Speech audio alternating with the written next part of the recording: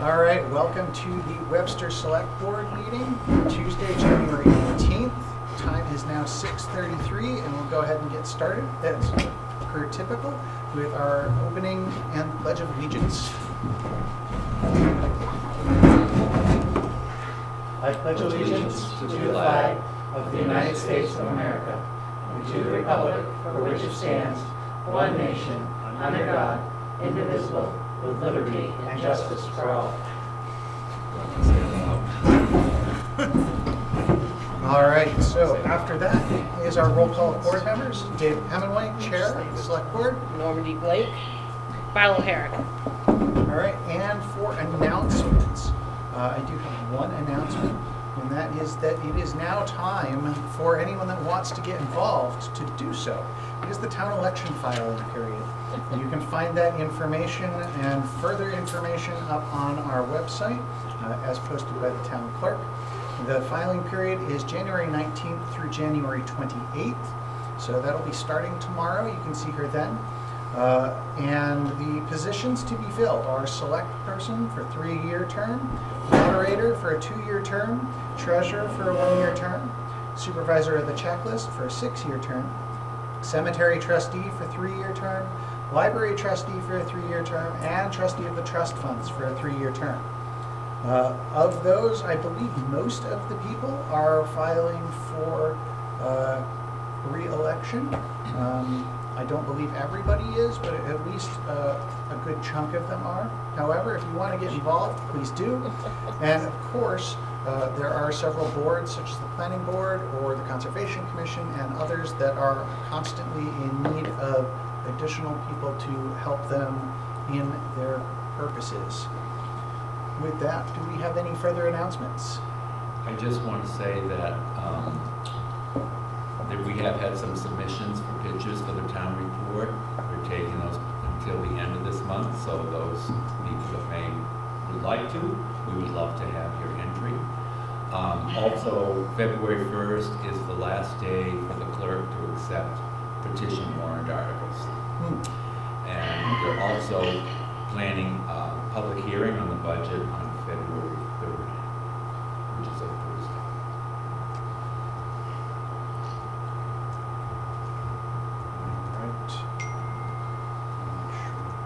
We had originally said Wednesday. Though. Yes, originally that was Wednesday the 2nd, so it is February 3rd, Thursday. That in the calendar as well. Thank you for mentioning that. I might have showed up the wrong day. Yeah, me too. All right, any further announcements? All right, seeing none, I'll move on to our first appointment, which is with the Community Action Program, who I believe is on the screen here with us. Beth is on the left. Hello. Hello. My name is Beth Hayward. I have my operations manager, Leah Richards, with me. We wish we could be there in person with you guys, but we have an agency just trying to keep, in-person things at a minimum, trying to keep our staff safe. But first, we really just wanted to come and say thank you to the town of Webster for supporting Community Action Program for years. It's so important, the money that you provide to us really truly helps us to be able to do all of the things we're doing. We get services, we get funding from the state and the feds, which is never quite enough to fully run the programs, which is why the town funding that we receive is so important. So that's just our number one thing, is just thank you for helping and continue to support us. We truly appreciate all of that. And then just to kind of talk about the services that the residents received this past year and see if there's any questions regarding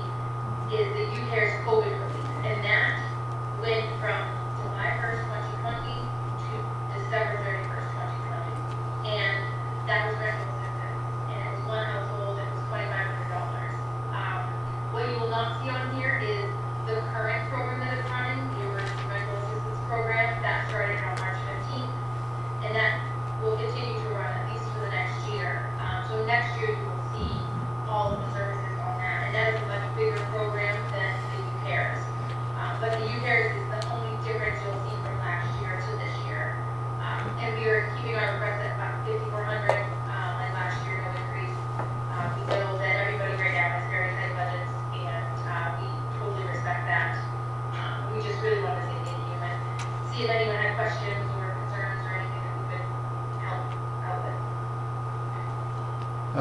I guess my question would be, I know that you're pulling funding from lots of towns and lots of other governmental things, for example, for rental assistance. What is the kind of mix of town amounts versus other government versus other donation amounts? Sure, so for our area centers, which is what we are requesting the money for, they do fuel assistance, electric assistance, food pantry, they start the process for weatherization. And so fuel assistance and electric assistance, fuel is federal, electric assistance is state. That is about 60%, and town funding is about 40. It used to be a lot closer to 70, 80 federal, state, but unfortunately that funding, you know, as we all know, was cut. Now through COVID, we have received more money for the services, but not more money for administrative costs. So not more money to actually run the program, just more money to do more with the money for the services. So it's about 70, 60, 40 right now. Yeah, 40% of the towns. And I can report that every town in Belknap and Arpa County, they do fund us at some rate. Thank you. Any other questions? I have a question. Yes. I think it's Beth, I'm curious on the electric assistance program. As far as eligibility, what is income eligible households? What does that mean? And I don't know, I mean, if I'm looking for a specific income, I'm asking because I'm also the welfare director here in Webster.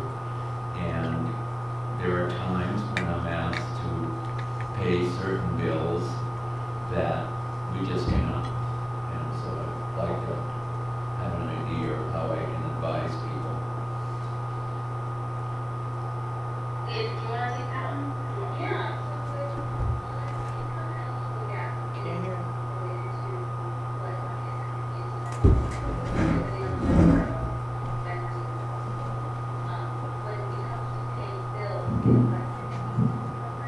Is a percentage off of bills, so anywhere from 8 to 76% off, depending on income. Obviously, those with the lower income receive a higher discount. When it comes to paying the bills, in back payment, the electric assistance program is not able to help with that. We are able to help clients apply for programs in the theater or other programs through the actual utility companies. But the actual bill, you know, there's a back bill, tablets, is actually not through the electric assistance program, although Beth mentioned the emergency rental assistance program has been able to help residents who may have a large back bill. Did that answer your question? Or Well, maybe I need to talk with you some more about it because I have to admit I'm a little confused. And I'm sorry, I forgot I don't have your name. Can you tell me what? Yeah, my name is Leah Fisher. Lee? Leah, M-E-A-H. Leah, okay, thank you. Thank you. And I would definitely say for, we tell all town welfare directors, please encourage people to apply for the emergency rental assistance program. It truly can help with so many things. And we can go all the way back to April 2020.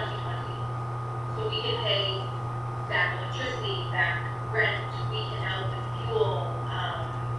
There's a lot of things we can help with. I will say that there is between sorry, my son is in the other room trying to get into the room, I apologize. I will say that there is a lag time of about 4 weeks with some of our clients. It will be about 4 weeks until they are assigned a caseworker. But we encourage people to apply because that program is just so large and can help with so many things.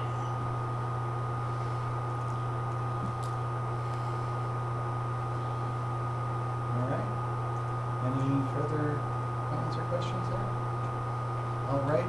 Normally, we tend to allow our public to speak and talk as well. So, is there any comments from the public on this? All right, seeing none. Thank you very much. And we'll go ahead and move on to our next appointment. Thank you. Thank you. Thank you for coming. Thank you so much. Thank you for all your work. Thank you so much, and thanks for setting up this virtual thing. Thank you. Bye. All right, so our next appointment would be with CNP and a revaluation proposal. Right, and I believe that Yeah, we've got a hand wave. we have waving hands. And can you hear us okay? Yes. Yes, I can. Okay. And and we can hear you when you're talking that way, so I think we're good. So take it away. Well, I wasn't sure what you had questions. I guess Cheryl was talking with you when you were questioning whether, based on your statistics, if you should consider moving your revaluation up to 2022 from 2023. I think we had spoken, this is Dana, I spoke with Cheryl, who had concerns on the equalization number that came back. And we right now are planning, or have planned to have the reval done in 2023. And she mentioned it might be preferable to move it up. So I guess what I'd like to hear from you is how it would help us by moving it up a year. And the other question I'm very curious about is, what do other communities look like? Because we've all gone through this housing thing, so. And I'm sorry, I should know your name, but tell me what it is, please. Oh, I'm sorry, Cindy Perkins. Cindy, okay, thank you. So as far as other towns, they're all in similar boats. Even towns that have had revaluations in 2020, their statistics are already slipping. So that's the whole COVID market. Unfortunately, it's kind of out of control right now. And so everybody's statistics are all over the place. There is usually, you see, like, we started seeing the towns, 10, 15% a year as they went from 2016 to 2021. But after 2019, it just went all over the place. There really is no consistent tracking. Like, you can kind of see some consistencies in counties, but that has not been the case with these COVID sales.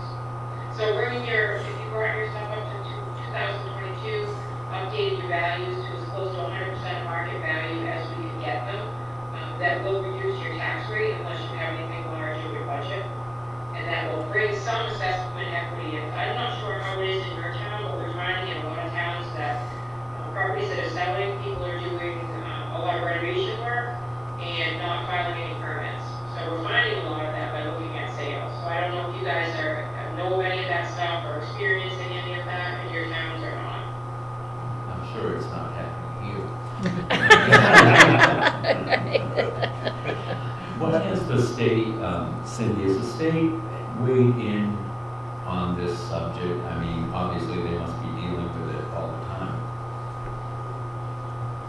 Yeah, so we approached the state as assessors back when COVID first started. We thought this was going to be a temporary market. We thought this was kind of like this balloon thing. It was going out of control. It wasn't going to last for very long. And their response to us was, and it still is that there's no provision in the law for any such circumstance as this. So we have to use the sales that take place during this period. And for your equalization study, you have to use those sales and you really don't have any choice. There's no leeway for us to do anything. Some of the revals, we've looked at some of the sales, so if something was listed for $250,000 and it ended up selling for $325,000, you can tell there was some sort of bidding war in there. So those, we might back off that sale a little bit and not put so much weight on it. We tried to look at the sales that were on the market, because the reasonable amount of time right now is 4 or 5 days. So it used to be a couple of months, a few weeks, a couple of months. Now it's just a couple of days. So we do try to pick out the outliers and try not to put too much weight on them. So you had mentioned that doing the reval would make the tax rate better, but are you talking about real value, or just that the rate looks better because of valuation?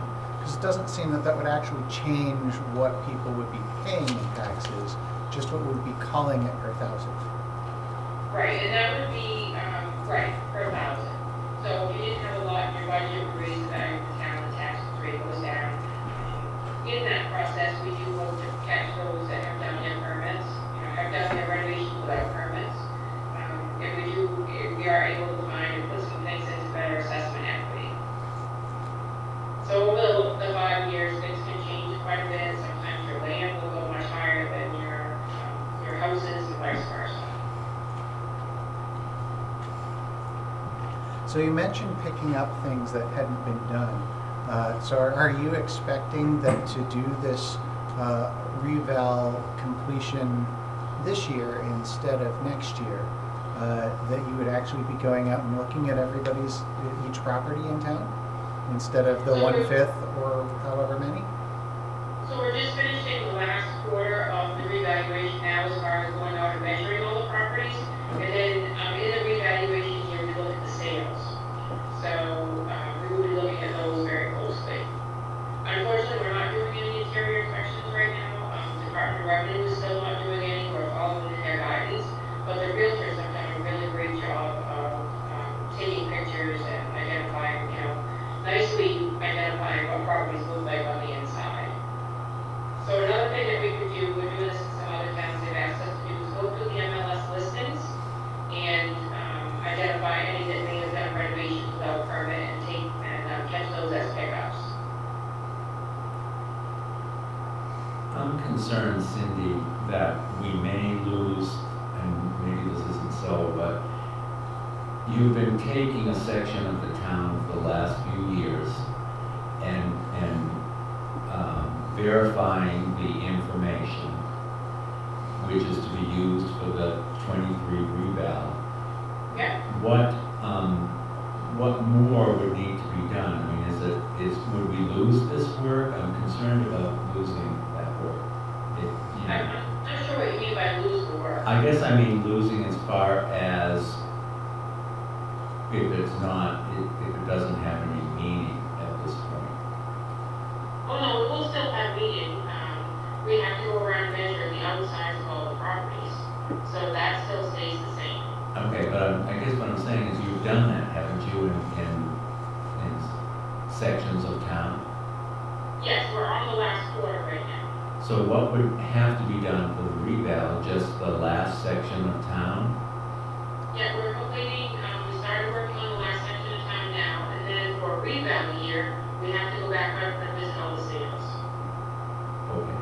So we have to go back out, walk around all the sales, try to gather any information from the taxpayer. Now we're trying to take it out the door if we can, and then of course we review the MLS, take a look at all the pictures and determine what the interior of the property is like. So you wouldn't have to go to everyone's home and verify that information? Oh, no. So the Okay. process is that we measure and list for 40 years, and then the final year you do the revaluation. So that's all part of the same process.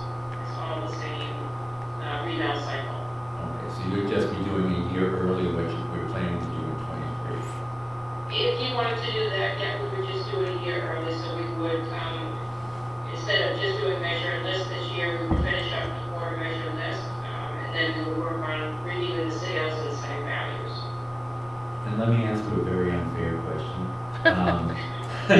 Sorry.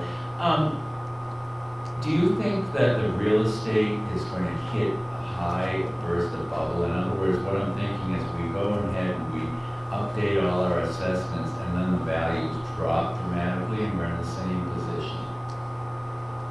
Right, and I wish I knew the answer to that. I wish we had a crystal ball that we could say, I wish I did what's too. going to happen in the next couple of years. It reminds me of what it was like after 9/11. Many people flocked here, to get away from the cities. They were paying crazy amounts of money for properties, and then once they felt safe after a couple of years. A lot of these were cash sales, like you're probably seeing in your town now. And they just started letting them go for kind of cheap money, so then they kind of went the other way. So that can happen, and I expect at some point it's going to. I'm hoping it doesn't drop much below 2019. I thought that was that seemed like a really fair, reasonable market. But I don't know what's going to happen. If the town decided not to go forward at this time with the reval, the state came in and said, oh, you have to do a reval, is that the worst that could happen? Oh, I didn't quite hear all that, I'm sorry. I'm just saying, if the town decided not to go forward in 22, and the state then came in, obviously we're not within the guidelines, and ordered us to do a reval, is it really the same type of process that we're talking about doing in 22? Yeah, and I don't think the state's gonna put in order anybody to do anything right now, because you're actively involved in a revaluation. So I don't think the state's gonna set, especially right now with the COVID market, the way the sales are. I think they're gonna hang back and let the statistics do their thing. It would really be unfair for them to step in. If you guys weren't doing a revaluation and maybe you were getting down near the low 70s, they may step in, but you guys are actively working on that, so I don't think the state would do anything there. I haven't heard them say anything, either that they had any plans on doing anything like that. So what would this actually get us other than having a closer to 100% equalization number? Because does this actually do anything else additional for us other than above and beyond continuing our contract as we're already expecting for 23? No, you would be pretty much in the same, it would just be setting your values a little bit early, so. Okay. And some towns are looking at their statistics, they don't like to see them that low, so they are considering moving their revals up a year. But, I mean, with this crazy COVID market, we really can't control any of it. And we've seen towns that have had revaluations in the next year or the next year and a half, their statistics are all out of whack again.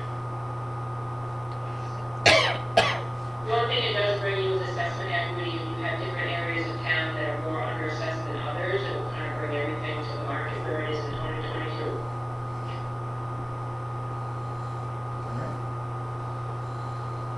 So I guess the board will consider that, and I'll be in touch. Sure, and if you do want us to include looking at your, if you decide not to move your redevelop, and you want us to include looking at your NLS, your sales, looking at the NLS for pickups, just let us know, and we'll add that in there. That'd be great. And do you guys have any other questions for them? All right, and do we have any other questions from the public? All right, seeing none, thank you very much. Okay, if you have any other questions, just let us know. Absolutely. Thank you. All right, thank you, take care. All right, oh, hey, there's us. Yay. Yeah. All right, so that's going to conclude that. Do you want to discuss that now? Well, when do we, because what we would be doing is chatting about if we would do the revals now or wait another year in a sense, right? This came about because Right. they, as I explained, they were concerned about what the equalization rate was at. And I understand that, I mean. Because we're low right now, Yeah, but yes. so is everyone. Yeah. And I, Oh, but why? you know. No, hang on. But at any rate, I don't, personally, I don't see why you would do it a year early based on the way the economy is right now. I Just totally Yeah. agree, and I guess that's why I'm asking what I Yeah. say. We move forward to say that we would. Just let it be the way it's That's supposed to right, already yes, be? please, yes, Is that what you're feeling as well? Yeah, oh, yeah. So Sure. I'll advise them that we've decided not to go Okay. forward. We'll stick with the 2023, and of course. Because they basically wanted to double charge us for the year to Well, do we'd this, have to right? pay, it would cost, right now for the reevaluation contract, it's $16,000 a year. If we pushed it up, we'd need another $16,000 because that year is $32,000. And we haven't budgeted for that, and Well, besides the point, I think she answered the question that we all know and see. Yeah. You know, with I agree. rushing Crazy. something It's like that, crazy, right. then you Yeah, I just see a mess, Yeah, right. personally. Things will calm down eventually. If Be the patient. state were really concerned, I'm sure we would have heard from them. Right. Oh, if the state was concerned? Yeah. Yeah, Yeah. I'm sure we would hear from They're them. just gonna run the numbers and charge us the same amount Yeah, anyway, right. so, yeah. Okay. Any Is that gonna be last- the easiest, the thing we do all night? Just listening to what the community action program does for us was pretty easy too. Yeah, that's right, that's right. Pretty- All yes. right, so last call for questions, comments on that. Yep. All right, that moves us on to our next appointment. Potter and Guideboard Hill Road. So you had met with David Potter. Oh, am I on? No. They're not on over there either. Oh, well, I want people to hear me. They're not. You had met with David Potter before regarding Guideboard Hill. This is this road that goes down to the back of the dam. And it's a Class 6 road, I guess, to his driveway. And he had asked if the board might consider maintaining the road, which would mean changing the class to a Class 5. David and I met with a representative from the dam, and to my knowledge, nothing has come of that. And he brought me in some federal guidelines, which I sent to our attorney, and I just heard back from him late this afternoon, that he doesn't see how those really affect us. So he's here to talk to you about that. And you didn't know that, I'm sorry, I just got that word. Can you repeat the attorney's, what did you say, the attorney? He said that the federal law that you brought in, the ones that you had highlighted, Yes, yes. he felt that the town, it did not affect the town, that it was referring to the government only, the federal government only.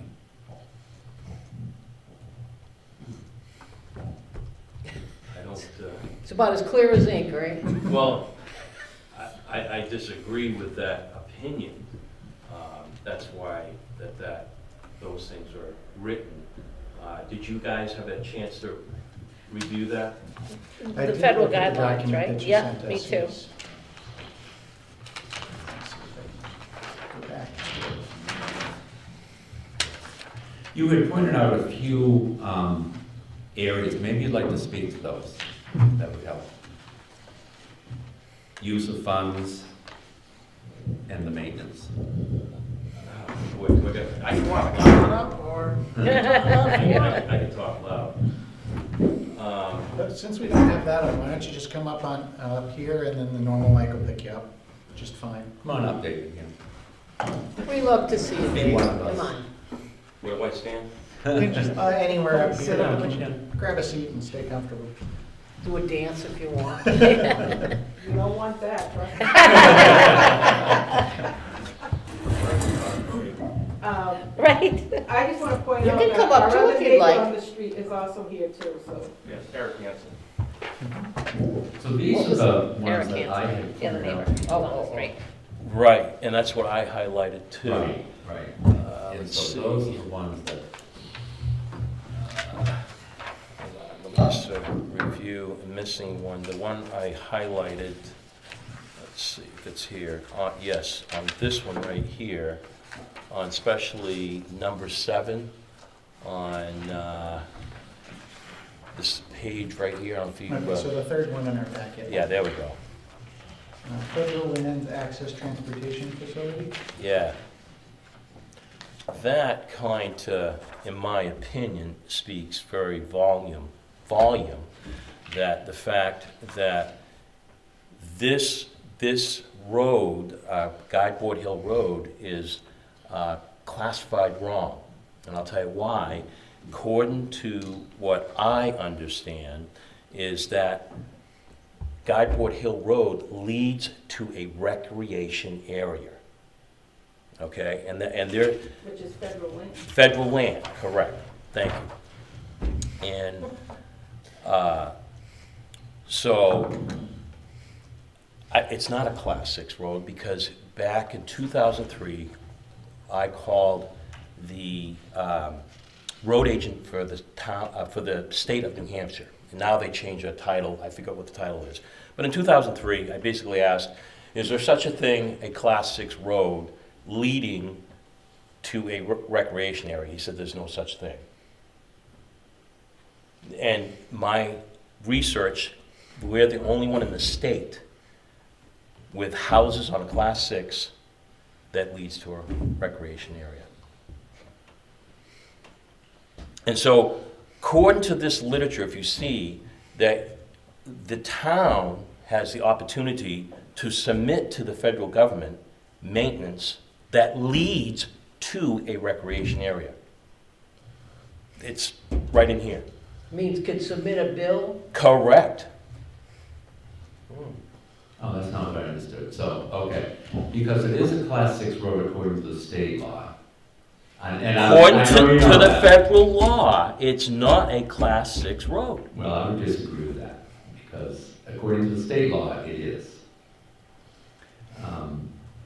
So what I want to get back to Yep. though is rather than the classification of the road, which is it is currently a Class 6 road, it's defined as a Class 6 road, and that's, as far as my knowledge, the way it's been for quite some time. So I guess I'll touch on that before I continue, which is if you wanted it to not be a Class 6 road, there's only one legal way to do that, and that's to present it as a warrant article to town at town meeting and have the town adopt the road as a Class 5 maintained road. They may or may not include upgrades to bring it to some particular standard before adopting it, but that's the legal process to bring it into a Class 5 road.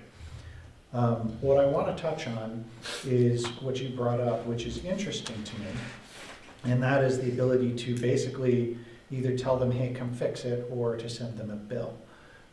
What I'm seeing from what you sent us and the various portions you highlighted is not that we can tell them to fix it and send them, or send them a bill, but that they should be taking care of it. And we've told them they should be taking care of it, and this basically says, yes, they should be taking care of it, but that's not for really the town at this point. So what do you see in here that says that we can send them a bill? Or okay, I'll slow down. This process for me has been a long time process. So forgive me if I'm choppy, okay? That's fine. I'm just trying to understand where you're finding that. The lingo, could you help me? Come on up in the front. Come on, you can do it. Oh, we got We another could chair team over in, there. yeah, there's no chair. Yeah. Come on up. I'm good, Okay, Just let her speak. He wants your help. but I, Feel Go ahead. sorry for the guy. go ahead. no. But what, go ahead. I don't know why the town can't apply for funds to take care of not only Guideboard Hill Road, but other roads in town that also lead to government facilities. Province Road, Little Hill Road, on and on it goes, a list of all these roads that, in town that lead to all of that federal land that the town takes care of. And I see in those US federal codes, which federal law, in my opinion, supersedes anything that state, town, or anything. Why can't that happen? Why can't the town get some money to offset the maintenance of all of these roads? Well, I know, the only thing I know about the town is we finally ended up, because the police go in there, we finally got money from the state, or is it the We feds? get it from the federal government, and they've been getting it for quite a few years now. Yeah, right, I They remember. contract us to drive down through there just to make sure that the place is safe, and if there's any damage to the road, we call them, and usually they subcontract somebody to get out and fix it. Because I know they've had the road agent from Salisbury do repairs down there, because he's a private contractor also. And He's done repairs on that road, on Little Hill, on Little, on Little Hill. The other side of Little Hill, not yeah. Guideboard. From Little Hill going all the way into Salisbury. Yeah, not Guideboard, no, only on Little Hill. That's the only one I've seen them repair. Now, reading what you've highlighted here, for example, the first part of their use of funds, it says that it should be used to pay the costs of, and then it says program administration, transportation planning, research, preventative maintenance, engineering, rehabilitation, restoration, construction, and reconstruction of federal lands, transportation facilities. And then it goes on to list a few other things, but those are all within the federal ownership. And unfortunately, that doesn't apply to the road because the federal government doesn't own the Webster portion of the road that is Class 6. But there's a clause in there that says roads and facilities that lead to the federal lands. And it talks about even adjacent roads and. A path or a bridge. Mhm. So federal lands access transportation facility is the definition that, or federal lands transportation facility are the things that lead to that. And that's the definition from a couple pages further that you have highlighted there. Right, which is where we feel that the road's classified wrong, because it's a road that And leads. that actually does cover it, because federal lands transportation facilities is what's listed under use of funds for under 1A. So they are saying that the federal government can and should be using money to handle that. Correct. That's what we come up with. So in just going by what you're highlighting, I think that makes sense. The challenge, like, we can't do it and then send them a bill or something of that nature, because if we touch the road, we are in violation of the law, or I should say, if we're doing normal maintenance of road maintenance to that road, we are in violation of the law because it's a Class 6 road and we're not allowed to appropriate funds to use for that. So we can't just take care of it and then tell them they need to pay for it. That would be a problem for us with the state. I don't really know, because we've already contacted the federal government and asked them. We have, yeah, you haven't talked to them any further than you and I did. They haven't got back to me. I'm not surprised, okay. Yeah. Maybe we could write to one of our representatives with this problem. I think that would probably be the most I think sensible. when the attorney looked at it, he wasn't thinking that way, but that might be a way. Yeah, and I don't picture it being resolved at a local level. yeah, I would expect that the federal government is probably going to say, well, yes, but it's a town-owned road, and you know that it doesn't get maintenance, so we're only doing maintenance beyond that because there's no expectation of maintenance. I really don't see that the federal government is likely to do anything without some form of lawsuit or without heavy leaning on from particular representatives. Well, we were told that they did not, and that meeting we were at, that they were not going to put any money into a road they didn't own, or that was That's on what? their property. They didn't own.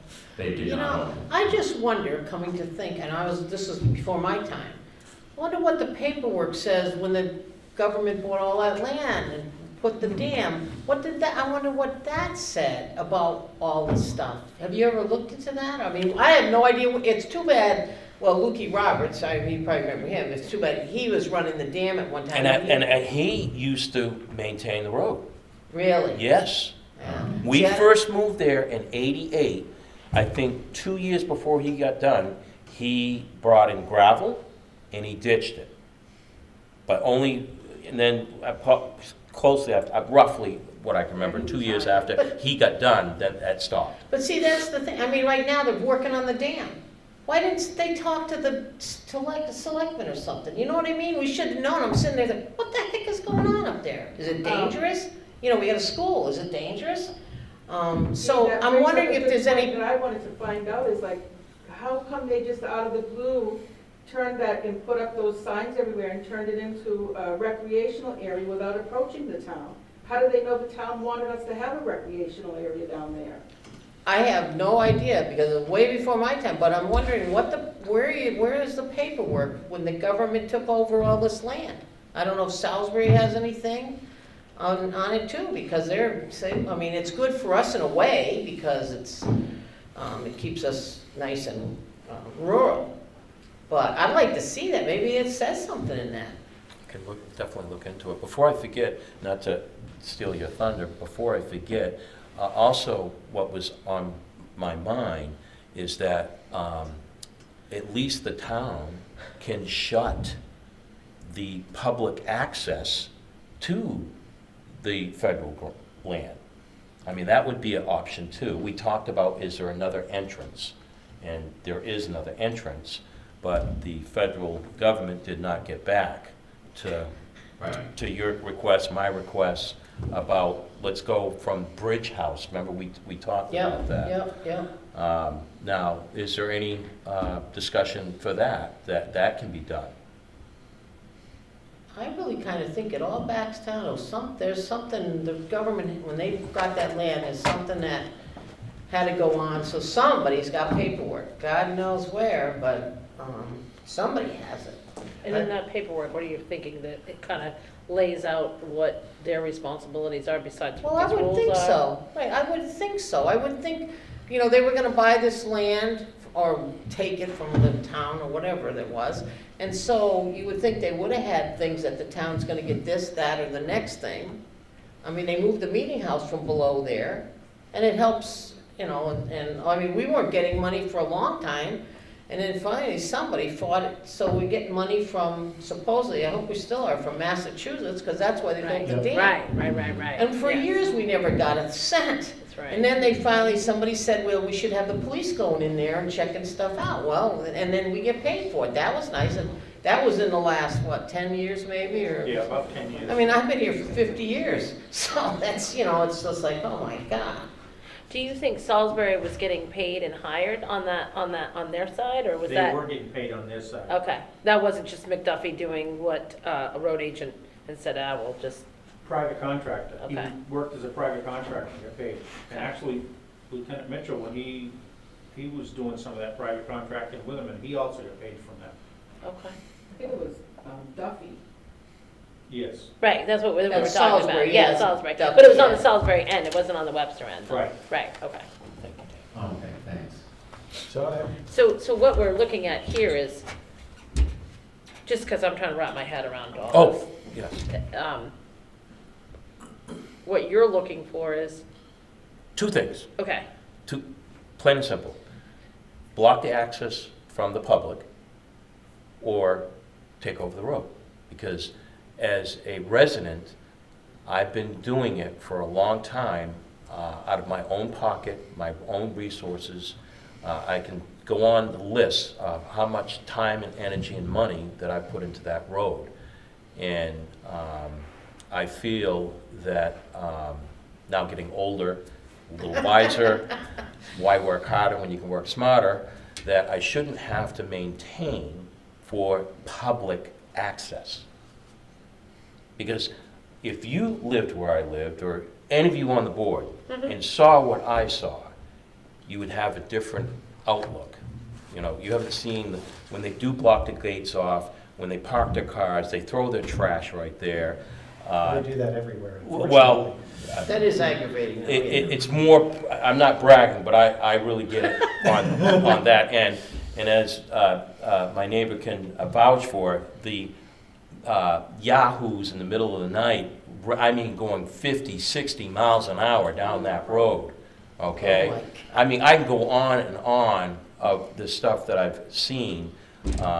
We just recently, remember we had, right across that log cabin that was vacant, we had people partying. Remember, what was that, 3 years ago now? At least, yeah. Yeah, I mean, it's just, it can be very Trying reckless. to tell us they had permission from the owner, but they couldn't tell us who the owner was. Yeah, I mean, I don't want to bore you with all the stories and stuff like that, but the the But nothing traffic. goes on in Webster, come on, Dave. Yeah. Jeez. And he can testify, we've seen plates from, oh God, Connecticut, New York, California. California. I mean, I go on, you know, and I'm thinking to myself, how do they know this hole in the wall? You know, and then COVID really put it over. I mean, they had church services down there several times. I mean, anyway. So what you're saying is they come into where onto the road that you're maintaining Correct. to get to the federal Yes. lands. They park by the gate, and then they go. When the gates close. When the gates When the close. gates close. Because it's they- probably open during Summer and all summer that, and. yeah. and- late fall, Late fall, you know, yeah. and then when they get usually the first snowstorm, they close it up. Okay. But it doesn't stop the foot traffic. I mean, there's a lot of people park there, they walk their dogs, they go skiing and yada, yada, yada. So it never really, But more or less where the town road stops to there is what you maintain, and then, well, from my house, which Yeah. I'm on the and end, you're the lot, this lot right here, right? 36? That's it. Yes, yes, okay. Back to, all the way up to the yeah, road. okay, yep. That's approximately, I think, 3,000 feet or so, and it's uphill both ways. I just wanted to, you pass the test. So let me ask the Go ahead. question. In New Hampshire, that happens. You mentioned that one of the options would be to take it over, and the other option would be to close the public access. Yeah, because But if they're already closing the public access with the gate, how is that actually going to help you? they still come down the road, even the gate's locked, we still get the Right, so traffic. if we say that there's no public access there, how would that even help you if they're still just gonna go down and walk past the gate? It would cut, in my opinion, if there was a sign up on top of the hill saying there's no longer access to drive to, Right now, there's no signage at all at the top of the road that it's even subject to gates and bars, which I find very odd. I mean, go around Kentucky, every road in Kentucky that leads to the federal lands has gates and bars subject to, you know, like, and we don't have that? That would make sense, because we've got, actually, I think we've got one of those at the end of Little Hill. I know we've got the seasonal, but I think we've got the gates and bars a little further down that. And who's responsible for that? Is that us, or is that Would be the feds? I would think that I would be would the think the feds. wouldn't feds, it? that's what I would think, but maybe Kentucky has been on their case, I don't know. That's what I wonder. Because there's a lot more people in Kentucky. Well, As much as they I should think it'd take be care of it simple as the for us feds, to do it, I, yeah. I would not be against saying that, hey, let's put up a gates and bars sign. That's Well, fairly inexpensive for us to And I take think, care I don't of. even think that I'm worried about that. I was just thinking then policing it in a sense. Right. You know, where does the policing happen? Because yes, we could buy a sign and put it up. That's not what, I wasn't really going there. I was going Right. through the fact of, you know, hey, because what has to happen once you ask people not to do something is now you gotta police it. They're gonna do it. Right, right, well, we all know, right? I mean, hey, haven't we all to some degree, right? But that's not the point. The point is, you know, we're changing a situation and if we're putting those signs there we're not changing it, it's supposed to be that way, right? I might have said that wrong, but letting people know that, you know, it's not like they could say, well, I didn't see that. Well, they could say, I don't see that, but I didn't know, you know, well, the sign's right there, you know, and then that gives at least the law to be able to say, hey, and then, of course, it would list the RSA and then you can find them, right? Right. But can you do that now?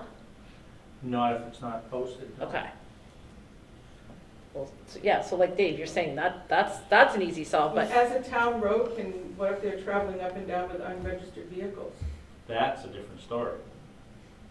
If it's an unregistered vehicle, Because absolutely. we see that too. Anytime. All you gotta do is call, absolutely call. he's got a 1-800 number. It seems like it. Yeah. But yeah, well, police can definitely take care of things like that, because Right. that's not even town illegal, that's state illegal. Right. So, It's just very frustrating when you spend $400-600 on a couple loads of gravel to get the road up to snuff a little bit, and then you got these yahoos that are going up and down there 40-50 miles an hour, seeing how far well their brakes are working is Yeah. getting a little bit. Because you made it smooth. So we also have, I mean, we're gonna have the town speed limits and stuff like that. So if there's particular times that you normally see that, please let our police know so that they can try to put some people out there at appropriate times. Well, we're not the type of people that likes to rat out our neighbors, but Well, it gets annoying too. that way you just say the kind of times and they'll take care of it. That way it's not going after a person, it's go sit here at around these times. How is do we still have the sign, by the way? Or is that back to one of the other towns, the speed sign? We usually put it up for the winter, we don't put it out because it'll end up getting smashed. You can't get it far. It might be- Well, I'm not saying to use it now, but Oh, like if we've still got that, maybe come spring when people are trying to go back out to yep, a as long as we place can like get it this off as the it road opens. someplace, absolutely. Because that'll give us some actual statistics for Yep. speeds and things of that nature as well.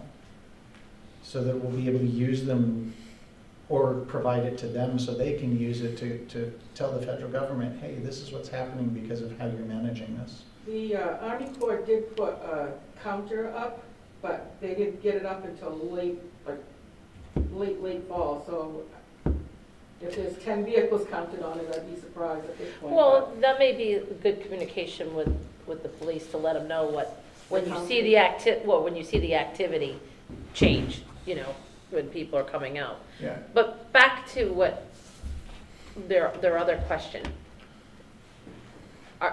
Can we chat with Salisbury and find out, or have you already done that, to find out how they deal with situations like this on that side where McDuffie was hired as a private I've not contractor? talked to Salisbury, no. Because they may know, it's not who you are, it's I mean, yeah, I'd be glad where to call them. where you sure. go, yeah, and Yeah.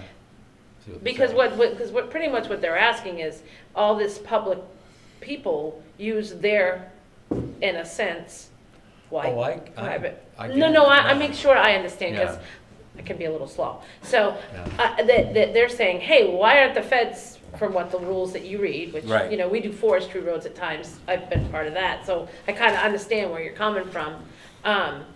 That why are you not getting at least reimbursed, or maybe the town, you would like the town to actually just take it over, is what you're saying? Well, that would be probably the easiest thing. That's why we're here. And if, he mentioned about maybe taking a town vote to, Be able to even do that. Yeah. Okay, Yeah. gotcha, yep. I'm open, my hands are up in the air, I'm pleading help. I came back, 4 months ago? Yeah. And I just put my hands up in the air and I'm just like, okay, I don't want to get frustrated, I just need some assistance with this. So for we've come up with some ideas. I think it's definitely worthwhile us writing a letter to the particular representatives that we have to Oh, see if absolutely. what they can say and or if they can provide something better or a better But contact. even that will Warner, I get would back check to with us. Warner too, see what they, I mean, they have tons of federal land that they, Okay. yeah, which Alright. all leads to, like all of us, you can come in from Warner, you can come in from Salisbury. you Yes. can And come who in- knows, you're probably entitled Oh, to, that's to, the town, yeah. yeah. That's why I'm saying, the paperwork from years ago has something. Well, and when they purchased the land, they didn't just purchase it from us, they No, purchased right. it from Salisbury and Warner and, Mhm. And all these individual that's right, landowners. that's right, yeah, so I would say It's that a would be lot. more than, Something has. we have nothing to lose to look into that, to either, to help our townsperson out, along with helping ourselves out too. Oh, I'd like to Yeah. resolve it, Yeah. I'd like to help. So as far as what we can do to try to help, I think that's going to be our best avenue at this point. And of course, the research and getting any numbers that will support anything in the future. As far as what you can do to try and resolve that is to write up a petition warrant article Okay, to get the town to adopt it as a Class 5 road. okay. Those are, I think, due at the very beginning of next month? February 1st. First, Yeah. okay. So you basically have through the end of the month, and I think it's 25 signatures? 25 signatures. So you'd need 25 people to sign on saying that, yes, they think that the town should spend the money and upgrade the road to a Class 5 and maintain it going forward. And once that happens, then we can put it on the warrant article to be brought up at town meeting, and if everybody votes yes, I shouldn't say everybody, if the majority votes yes, then you have a class 5 road and we start maintaining it. So that would be the most likely thing for you to be able to do kind of on your own to push forward at the same time as we write the letters and contact people to hope that we can make the federal government do the right thing. Okay? Do you have any paperwork? Do I need to have people signed, or do you have a special? I will form? help you with it, yeah. Just make sure they're registered voters. Okay, registered Yeah, they voters. have to be That's registered true. voters. Can it be on a Kleenex? Does it have to be? I see no requirements to that, No. but Michelle Stop might in be and the see one me to and I'll ask. give you some. Okay, okay, good. That's happened before, and I can't remember what road it was on. They Oh, did the the Kleenex? petition. I like that. It can only have been used once, you know? Okay, all right. I'll stipulate that. So I think that's where we are with that. Okay. We definitely Any- understand your any frustration. other- I mean, my God. Questions or thoughts for us? How about, Eric? I think that, sorry, I haven't said much, I'm mostly soaking it all in back here, trying to catch up to speed with Dave here. So it sounds like, the petition, see if we can get it maintained by the town, to bring it up to that level, would we know at that point if that could be funded by the feds, or are we gonna have to assume the town has to take over the cost of bringing it up to the class 5 before we can even consider, well, who's gonna do this preventative maintenance? Should the money be coming from the feds, or would the feds help bring it to that class 5 level? So if we are able to get funding for it, and/or if the representatives are able to bring funding towards maintaining that road, then A, they could maintain the road without it becoming a class 5. I see. If that is the case, then in theory, they could bring it up to class 5 status and we would maintain it. I'm still not convinced that the federal government will play along, because, we know how they like to spend money for us. So in the expectation of the town adopting it as a class 5 road, it would be that the town would then, either the town would require that it come up to class 5 standards before they take it over, in which case it would be up to all of the residents up and down the road to bring it to that, and then we would maintain it. Or the town would have to do the upgrade and the maintenance. So those are kind of the two paths. The warrant article, I believe, would be written in one of the two manners. You mean it would either be written in that they'll bring it up to speed, or they would. And then we would maintain it, And we maintain it, or they would the town request would that adopt we it would and bring it up to to- speed. Mhm. And is there anywhere that they, do, as anybody's a number person, who decides what it needs money-wise to be brought up to speed? Would that be something Emmett would give us a quote on, or maybe we don't even know that before this article? I would think a lot of townspeople would want to know. Yeah. What's this gonna cost up? I mean, So- I'm sure I've been on the road, but I couldn't tell you how much that would cost off the top of my So head. the But they can get to their places, so I mean. Emmett should be able to give us a rough estimate Mhm, based on what he thinks is in and on and under the road. mhm. There is I do a understand that. set of standards that exist that I'm sure Emmett could point Dave to, and those would be what would be used most likely. So the answer is yes, but it would have to kind of be decided whether is it up to the town, or is it up to the town, the individual owners to bring it up. And then the adoption of it, of course, then the maintenance of it is now also, you're gonna have plowing, Oh, yeah. sanding, salting, graveling, ditching, et cetera, et cetera. And so those costs would be something that we would have to look at and also include on that. In his, budget. Or I should say that people are likely to ask about. Yeah. But in the future, yes, if it were adopted, we would have to add all of that into the budget. David's quiet. Did that answer your question? Yeah. It's like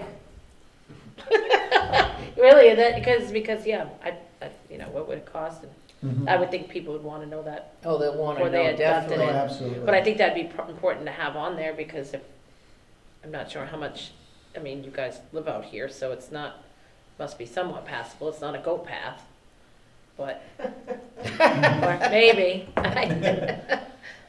But, To Dave's yeah, credit, he does an incredible job maintaining the sure. road. Yeah. If I got $5 for every rock I pulled out of there, I'd be very, Now, which property do you have, right before his We're property? across from the old Cross property, I guess. So What? 37. 37. I don't even see 37. oh, okay. So you're not actually on Guideboard Hill then? yes, Yes, it is. he's on. Because it comes all the way around like that? Because 37 shows that it goes Oh. down. No, I think, I think it's because it's think the it's- little, it's the on little here it's sliver right 18, here. I think. It is. Oh, 18, okay. Are you what I here? think. Yes. Okay, so when Yep. when you go to your, you use this little part of, Oh, no, I'm sorry, I was on looking at the right Guideboard here, Oh, so we're yeah. 18. oh, okay. 18, okay. Oh, that's what you were Okay, saying, okay. Now we got you. Whew. That makes sense. And, okay. And then it's 35 and 38, is there homes there? I believe there's one on 35, 35, yeah. but not on 35-1 or 38-2. Where the heck is 35? Right next to The 37. middle one. Oh, 35, oh, Yeah, oh. That's 35 actually one. a town-owned I was lot. gonna say, I think that's. Yeah, I think the town owns Oh, one there's- of the three. We but own, don't I think we remember own which one. 35-1, don't we? 35-1, you guys, I think that's a town lot now. I think Okay. so, yeah. Yeah. Due to back taxes? Yeah. So or would that be something that would end up being sold at some As point? soon as Dave gets it to be a maintained road. Yeah, that's when the price goes. Right, what is that? Someday, Yes, yes. right, yes, you should come back after. Right. I'm gonna get in trouble someday, but Mhm. at some point, yes. Gotcha. Any other solution that the board can think of outside because the voting of the town, just in my mind, is a little complicated, because if I was to vote on something, I would absolutely, like you said, I would know the cost. Right now, we're going into it, a lot of unknowns. It's hard for Emmett, you need a visual actually to see how much gravel is on the road, and to see, now it's all buried with snow. I think that's where I was hoping, I think we all agree we aren't gonna get that answer, but hoping we can anticipate and, get something from the feds that would, steer us in a direction, yes, we are gonna provide some funding that would alleviate concerns from townsfolk, but we're not gonna know those answers, I don't believe. So- Not in time, Yeah. no. You're probably saying in your mind, do you do the warrant article this year or try to do it? Well, For next I think at this point in just, to have, it's not fair to me to speak for Emmett. Yeah. I just know from my own experience, I worked for the state for 3.5 years maintaining roads. Mhm. I'm not saying I'm an expert, but I've done landscaping on my own for, 40 years. I'm giving my age away. But I have some abilities, and I know, and I just know it's very difficult to give an evaluation where the road is, you can't really see it, you can't tell where the ditches, you can see the outline where the snow and stuff is, but you actually need to do a really evaluation, you need to have the snow be gone to do a true evaluation. So who plows it? Do you plow it, and do you plow it together, or how's that all work? I'm basically all plow. He's got a wounded truck, and he's just nursing it, I'm not, No, like I said, I pointed out, if we weren't for Dave, we'd be in more of a bind, we'd make do, but, we were fortunate we have Dave helping us out. I got some equipment, and I've learned now to behave. I went through 7 plow trucks before I got them to last. You Was it a temper doing that? well, you just can't go, 20 miles an hour and expect to, to slam a snowbank open, Yes, I You can break imagine. things. Yeah. And trust me, there was a time, every storm I was welding or, you learn, as you go along, you just gotta, so now I've got a couple of backup trucks and got a couple of tractors and, when one breaks, because I've been down there, lived there for what, over 30 years? Over 30 years now. Yeah, and I can remember having 3 plow trucks and none of them not running. And I had a tractor, old diesel John Deere, and that, I'll tell you, I got stories, but anyway, not enough time. But Being that this is a class 6 road, the answer is probably no. But with, for example, a private road, excuse me. there would often be some sort of agreement for how the road was being maintained and who was paying how much of that. Do you guys know if you have anything like that for this road, since it's a non-maintained road? As far as, An agreement of who pays for what to maintain it. No. Sounds like to me that, nothing that says who pays for it. Okay. The only thing I can say, and it may not apply, is Judd and Judy Stevens, they got the permit to build the house he's living in now. The order for them to get a mortgage, we signed an agreement with that couple. Split the costs of the maintenance of the road. That was built in, and then they transferred it onto the deed of the house. Okay. But So that's the only two That makes houses, sense. yours and his, on that whole road? nope, the cross property. But does somebody still live there? No, Oh, I was gonna say, because when I do newspapers, I didn't think that mailbox is gone and everything. right, yeah, just barely, yeah, the post finally rotted and fell over. but there's a home there. There is a home there, yes. Which one, where would that be? Don't ask me where Oh, it is. 35. 35. 35? Well, we said that, home, Oh, but okay, nobody's that's there, no, but nobody's home. Yeah, No one's home nobody's at the moment, that's Right, I correct. gotcha, okay. And where is the gate? Past your property, I'm assuming? Yeah, approximately where my house is, it's approximately probably Not before the another, intersection, right? probably, 100 feet, Somewhere here. yeah. So you border the government land? My land literally kisses their land. Okay, so there's no land between that, yours and the government? Correct, Okay. yeah, Put it in simple terms for me. yeah, that's it, yeah. Okay. It's us against them. No, just kidding. Well, feels that way sometimes, though. Well, technically, I mean, to me, I think the government should take care of that road, because Yeah. they take care of who takes care of all the roads that are inside, on the dam, so. we But should the have a point good is case. that you definitely feel our pain, that's the key Oh, thing. yeah. And how we determined to do that, I'm kind of neglecting about the fact of getting the signatures, because there's still a lot of unknowns. Who is gonna pay to get it to a class 6 road? I know I talked to Marty Bender about something about Salisbury or Andover to get it to a class 6 road, and he gave me some documents. It was Yeah. huge. The road's gotta be 50 feet wide, there's gotta be a base coat, top coat. But that would be the driveway. That's the I road. mean, the road, not the driveway, the road, perspectives for that town.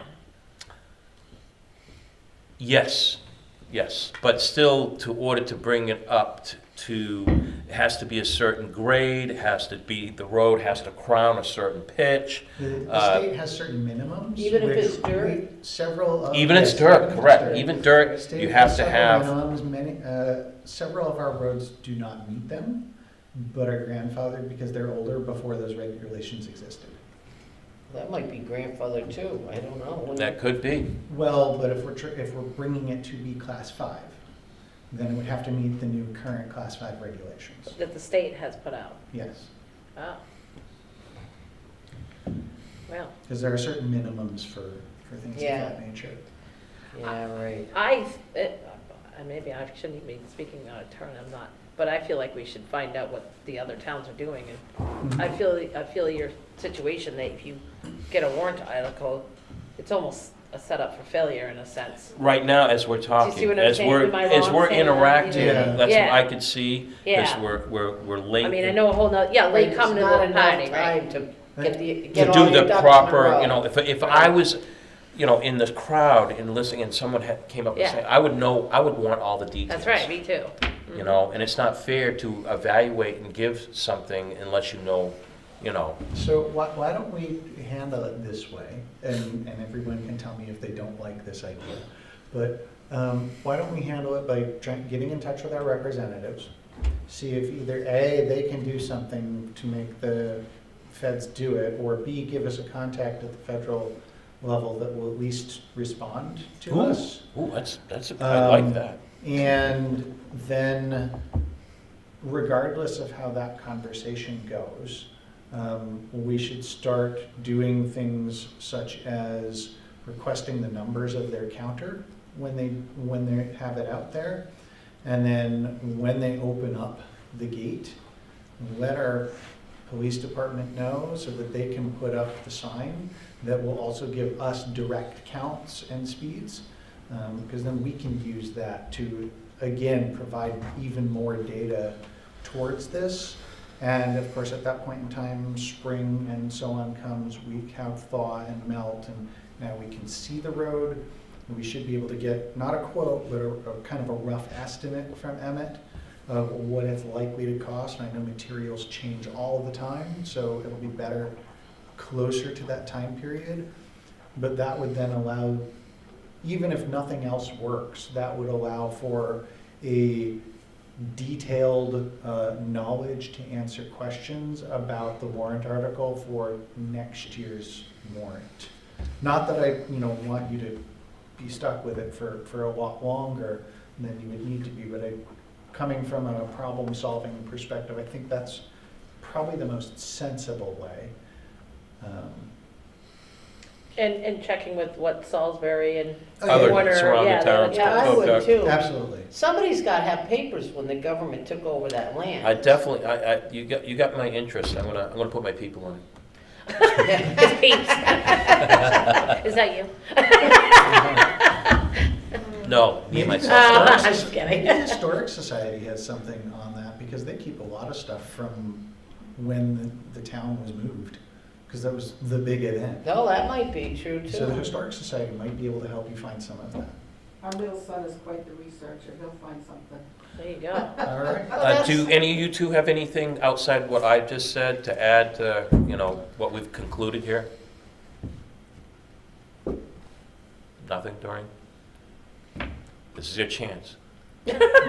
Send it. Really, if we have the police going into behind the dam, and the government's paying us, I mean, that's just another road to When you go go in. down behind the dam, do you ever use that road? Yep. Okay. We get out past his house all the time. No, that's it, now see, that's It's it. the only way in. Yeah. It is the only way in. Okay.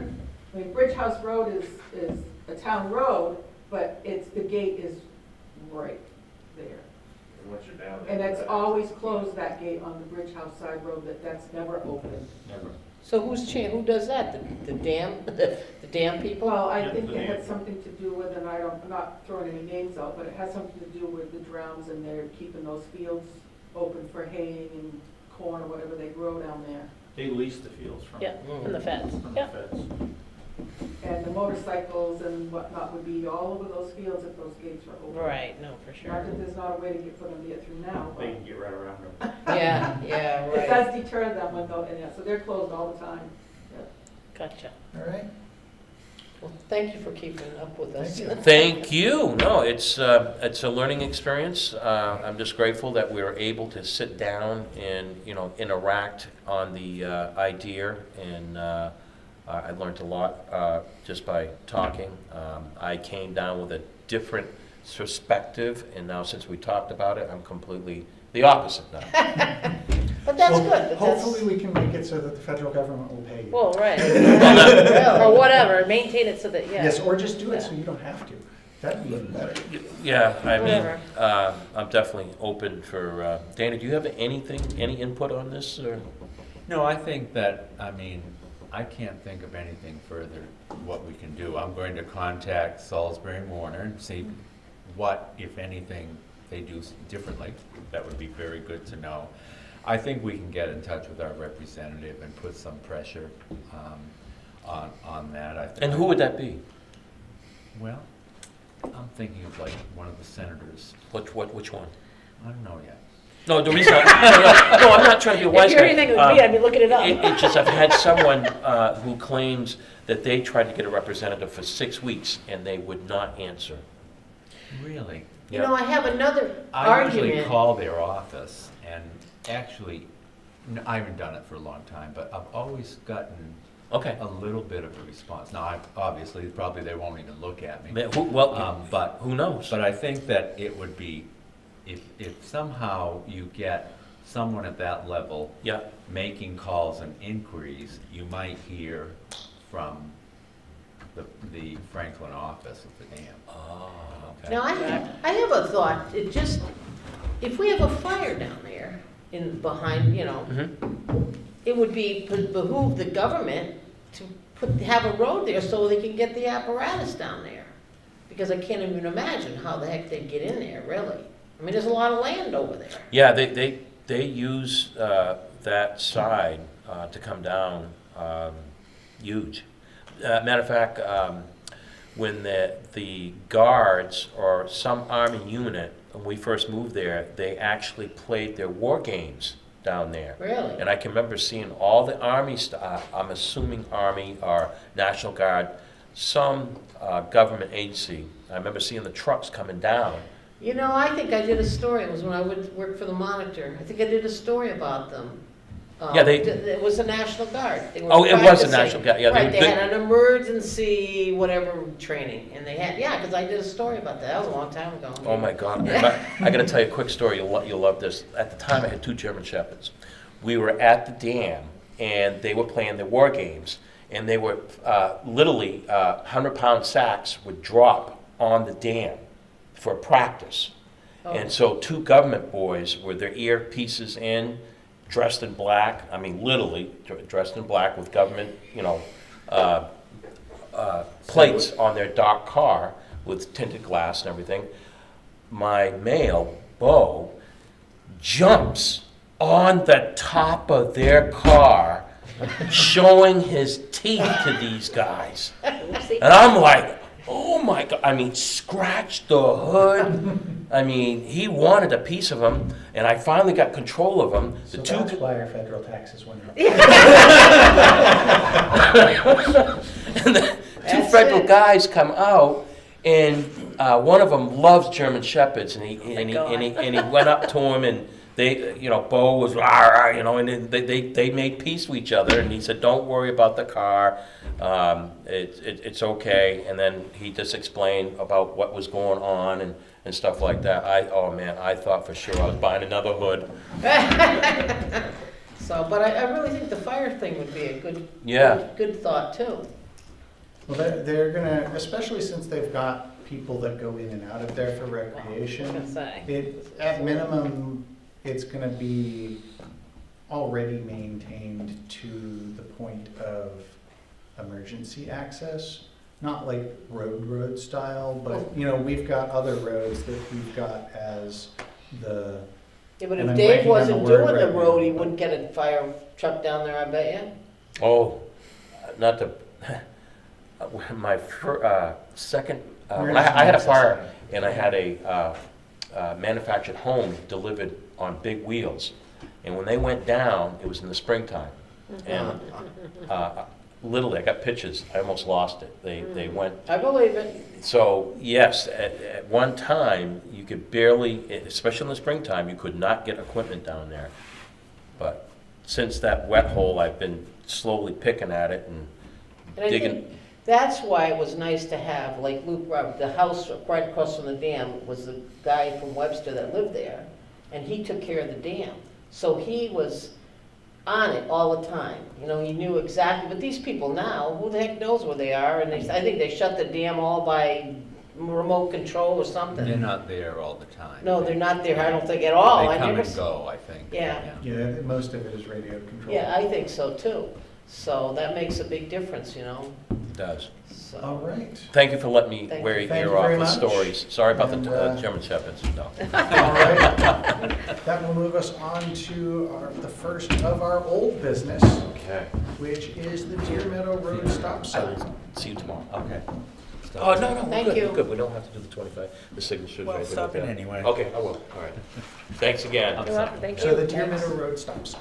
Thank you, sir. Have a good And I believe you have something. I got an email from Phil Mitchell, who was listening to the discussion of Deer Meadow Road, Cornhill Road, Clothespin Bridge Road.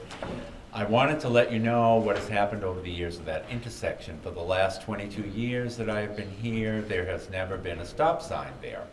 There was talk about it when Chief Milano and Chief Dupuy were here, and both times the committee's opinion was that it should remain the same.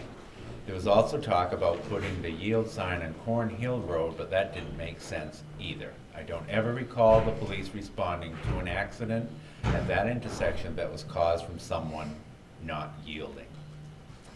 And he said, I think it's fine the way it is.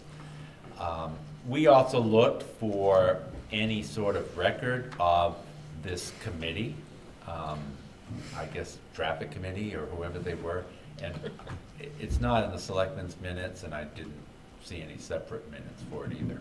I never even heard of it, so So, I've been writing for the, I've been writing. for a I long suspect time. there weren't any minutes, so, Yeah, yeah. anyway, that came from Lieutenant Mitchell. And there is a yield sign there. There Yes, is a yield sign there. yeah. Speaking with him, he said it is difficult when you're on a truck and you come up to see back onto Cornhill Road, but usually the cars do. And cars will slow down. If you're coming down Cornhill Road, if you're not watching a car coming off on your left and you don't think it's gonna slow down, you need to pay attention to where you're going. But we've never responded to an accident there, never. Well, and I can kind of see that because the road is headed here and Cornhill's coming up here. Right, and, you know, have to really look You have to backwards really- to see. Yeah. So you really have to come pretty slow Right. Mm. and look back onto Cornhill Road. And living near there, I don't think it's to me, it's not a dangerous place. There's a lot of other things I could think The last of. 3 years I've been driving it, I've never had a problem there. Yeah, I've never noticed an issue there when that's the direction I normally drive unless I'm coming here to town hall. So I haven't noticed an issue there. But the thing that strikes me is that maybe we're going about this the wrong, or maybe Jay is going about this the wrong way. Because I believe she brought up a valid point in that the reason that she wanted it to be a stop sign instead of a yield sign wasn't because of traffic accidents. It was because someone was going by really fast and just about took her or somebody waiting for a bus out. And so I don't think the issue is a stop sign versus a yield sign. I think the issue is going to be a speed and a perception of people that I just don't have to think about anything. And so, is there anything else that you can think of that maybe we can do to help calm traffic there that's a temporary measure? The only thing you could do was before the yield sign, put yield ahead, put a sign, they have yield ahead or dangerous intersection, approach with caution or anything like that, just so that they'll have an idea. It's kind of, everybody drives that road, it's been here for years, so they know the road, and they do a quick look, and it's a yield sign, you don't have to stop, so they just keep going. Yeah, because if anybody's I need to go not upstairs. used to town, they're probably coming in Cornhill, not Deer Meadow. Right. So, is there, I don't know, I'm just trying to think of something that could help maybe slow people down that's a temporary measure? And then we're kind of done with that, because maybe You you'll can get put a people yield that- ahead sign just before that, right, as you crest the top of that little knoll right there by Christopher Roberts, right past Christopher Roberts, you put a yield ahead sign, And then you got the yield sign right down at the bottom of the hill. Oh, take a look.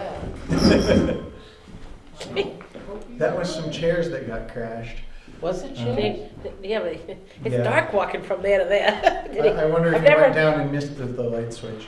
Okay. Am I right? So it sounds like we should, I mean, what do we think about this? I mean, I wouldn't be against a yield ahead sign, I guess, but I guess that could go for any yield sign I'll in the check- whole I'll state. look at it tomorrow and talk to Emmett. Does it, Because I mean, if he thinks that might not be a bad idea, it wouldn't be. I don't know that that's a bad idea or a good idea, because I don't think, like, saying yield ahead, it's not like you're not seeing the yield sign fairly well in advance anyway. So I don't think Slow adding down. yet another sign is gonna help us that much. Slow, or you're gonna, the cops are sitting there? Cops ahead. I just, yield signs are all over the state, Right. and I look at it as, I think the visual is there. Mhm. It's not like you point out, it's not like you can't see. I get, when people go fast like that, I don't think a stop sign or a yield sign is Yeah, necessarily gonna exactly. slow them down. Unfortunately, it'll be maybe a little bit more patrolling, which wouldn't be hard to do, Yeah, but, the only thing I could think of is if it Not was a when I'm going stop to- sign instead of a yield sign, it'd be Yeah. easier for them to nail somebody. right. But that's changing lots of things just to, like, that's not the right answer. I don't think so to either. this. If the site wasn't as good, or, you know, Because it's not a dangerous intersection. That's right. Other than somebody going too fast. that's right. Well, and that's in today's day and age, it's crazy. Everywhere. I It's think. everybody. It is, everybody's in, and you know what? If it ain't broke, don't fix it, so. Well, the statistics show that there's not been any, like 20209 by Dunkin' Donuts. Oh, yeah, I take my right. life into my hands every day. I watch Yeah. people go split and go around me. I watch Yeah.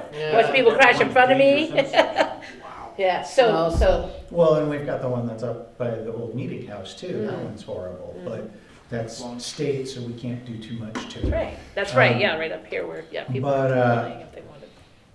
I would like to hear if you or any of the police or Emmett have any ideas that could help calm the intersection, but I don't know that there's any other specific action for us unless you have a recommendation along those lines. Put speed bump. Then you get everybody mad at you. Well, Yeah, but more or less. Yeah.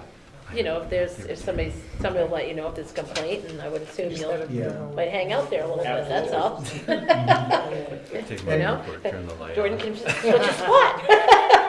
And I will say that, well, none of it is official, because of course it's Facebook, and that doesn't affect how anybody gets informed about things.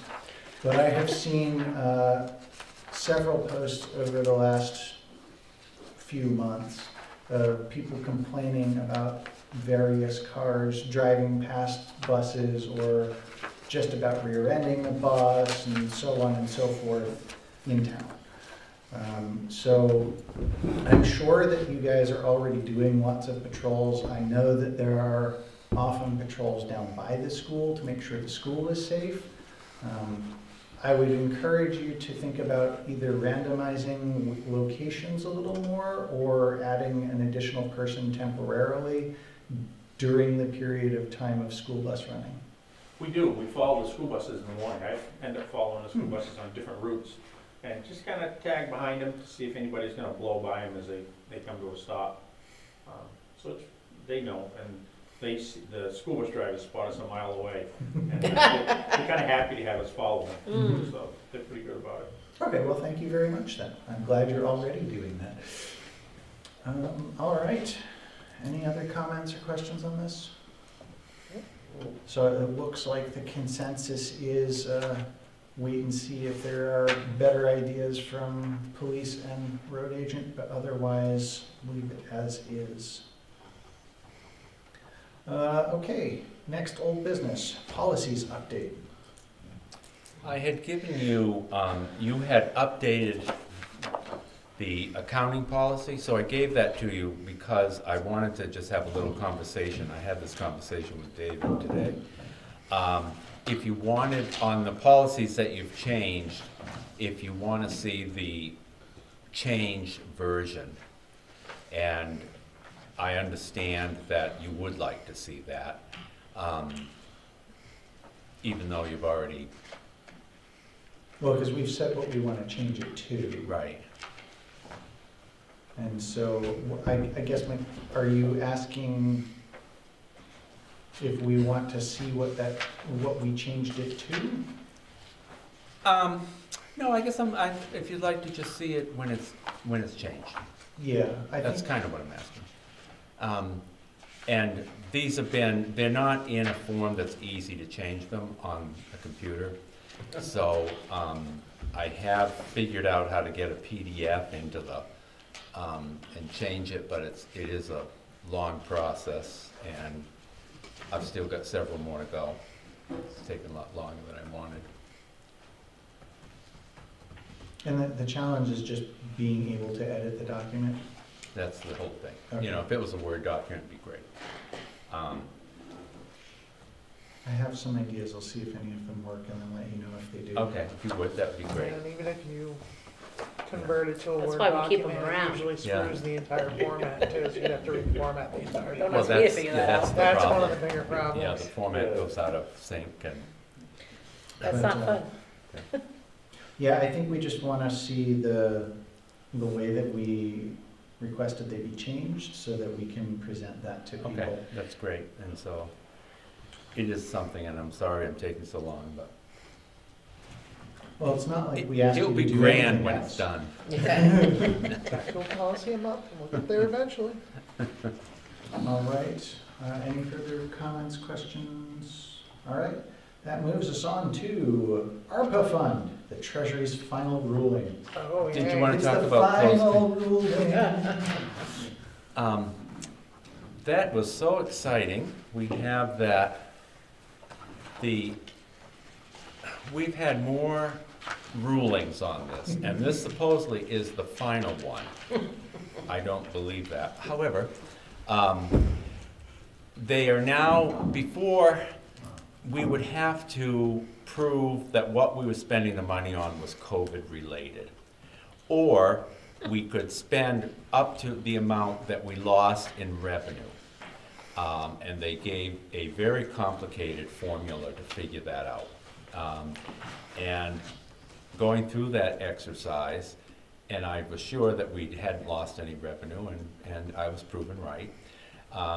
But now we can elect a standard allowance of up to $10 million, which I think we're okay, because we're only going to get 200,000 something.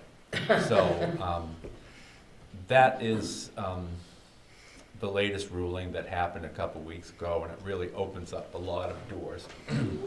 to Which us. we were worried about.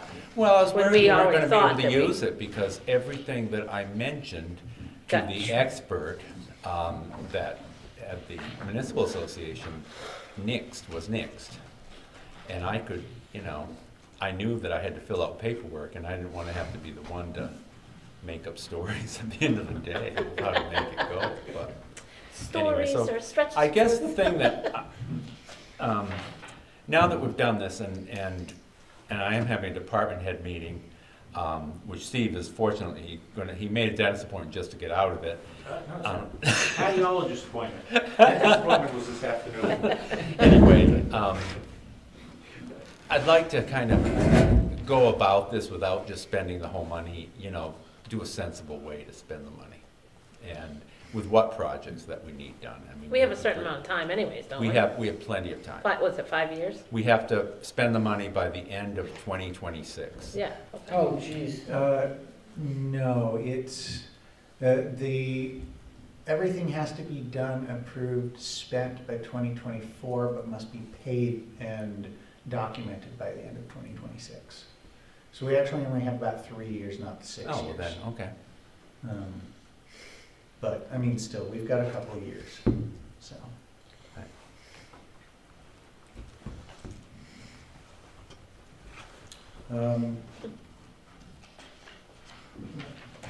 how do we want to handle that? Are we basically going to get some, like, lists of things that each department wants, and then we look at it all and kind of decide? Or Well, I are think we that's just one going to say way. what we want to do? Or how are we looking at this? I think that's one way to do it, but I think that I would like first of all, I'd like the board to approve all the ARPA money of what's being spent in ARPA, rather than just have it.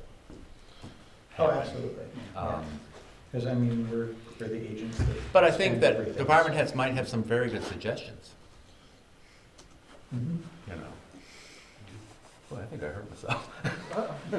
Did the chair win or did you? You shouldn't go downstairs and not turn the lights on. No, I've been watching there with them not on. You do well. That's not a good idea. Might be COVID related. Yeah, could I think be. it was COVID. Those chairs hit me. Well, speaking of one of those suggestions, I believe our next old business may be one, and it is record digitization. Russ has done a lot of work on this for the retention committee. The retention committee sent him off on a mission, and I've given you a lot of paper, which I'm sure you've read very carefully. But there is Kinda Chinese. there is a summary there, and I'll let Russ take it. All right.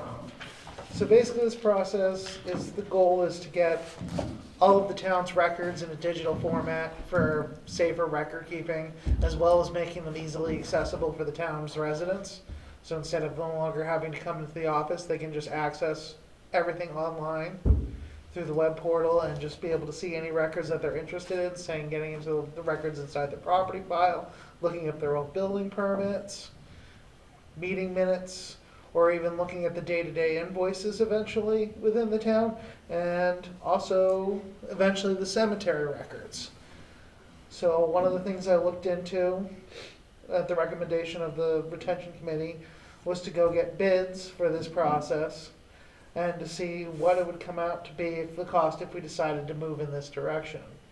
And as you can see, the quote behind you is that I quoted everybody for 5 user licenses, and went to presentations on each of the 3 systems to see how they would best fit the town. So with Vista, the first one, they only do the digital records. So basically the way they do it is they would provide us some software, and then we would upload our own records into it, and then it would manage it going forward. And this solves one of those problems that we have in the town office, is that every one of us has a different way we save files. Everything's disjointed, it makes it difficult to find, and that causes a lot of process problems, and takes a lot of our time trying to find records, say, from Judy when she worked here in her computer files. She does not label things the way we do it currently, and sometimes that can take us a lot of time to go and find it. Or for example, when today we're going and looking up when a warrant article was passed. That's a pain too. We have to go way back in the day, and it's very difficult. So as you can see, this software their total quote was $28,350. And then we go to New England Document Systems, and this is a local one out of Manchester. And they provide a little bit of a better service. So they scan everything in for us. You can see the $25,679, and the software is $6,000 plus $1,250 per year. Now they quoted us per license, so you just divide those numbers by 5 and you get it per license. They also do the record scanning, and they have an ideal record scanning system where they can get any of our ancient records. For example, the cemetery records, they have the scanners to accommodate that without damaging the original record, because that's one of the things I really want to get in there, is those cemetery records, because some of those have been in a tub in the cemetery trustee's house for more than one time, for, how long do you think it would be? At least since the existence of the 1860, I think, yeah. 1860s. And some of our records in our vault, because our vault's not ideal at the moment either. During the summer, it gets too humid, and stuff on the bottom shelf has been showing mold. So some of those records, we have to move some of it, or figure that out going forward with Karen, because some of it's the tax records on the bottom and some of those accounts payables. And then the last company is the one I'm really interested in. And there's a couple reasons for that I'm going to explain. So Inception Technologies is more of a digital document system solution, as opposed to just being a digitizing of our records and giving us a filing system. they kind of create a solution for us so we don't create paper records going forward. And that's kind of what I liked about that software more than any of the others, because they develop a system where when we create a record, it's automatically stored digitally for us. So that solves me and Dana both a lot of time. And with the back system of it, they have an AI technology. So for example, normally when you scan something like a picture or a PDF and then put it in there, it has the words in it, you couldn't read that in a search because it's just a picture. The AI technology would be able to read that. So for example, we need to go through all the town warrants to find a specific warrant to say when the road agent was approved for a 2-year or a 3-year term, we would be able to search that feature and come up with text patterns that might be able to find us for that much quicker. They also come up with systems that allow us to do our digital paperwork going forward. For example, say if somebody was filing for a building permit, they could build that process in so that the person would never even need to come into the office. They could do all that online, get it to me, and then sign it. I thought that would be very beneficial, such as this COVID, if people could file for inspections, permits, and stuff like that. One other great thing they do, and this is just on top of the other features, is they would help us with our interdepartmental connectivity. For example, we have Wendy and Dana and the police department and Emmett, and they all file invoices, and we're all in different buildings. So the way it would work is Dana would scan this in, and it would start a process that would automatically send it to everybody who needs the approvals. Once they email it, confirm it, it would go to Wendy, who would eventually be able to process it. And I think that might help us with some of our delays and some credit card late fees that might have been building up by maybe getting that process out a little quicker. And two, all three would do this, is those chains would be viewable by the public at any given time. So that they could take a look and see what invoices are going through, what we're paying, what the minutes are right when they come up, and any of the documents the select board was gonna see would be already up there for them to use. And as you can see, they also, conveniently enough, came in as the cheapest bidder. So their software is $5,940. That's a one-time fee just to set us up. And they do their support differently. They bill us per block hour. So that would be $1,995 for 10 hours of block service. So that's for like updating those forms that we're talking about. So if I wanted their help setting up the building permit process, they would help us with that. That would come out of that service time.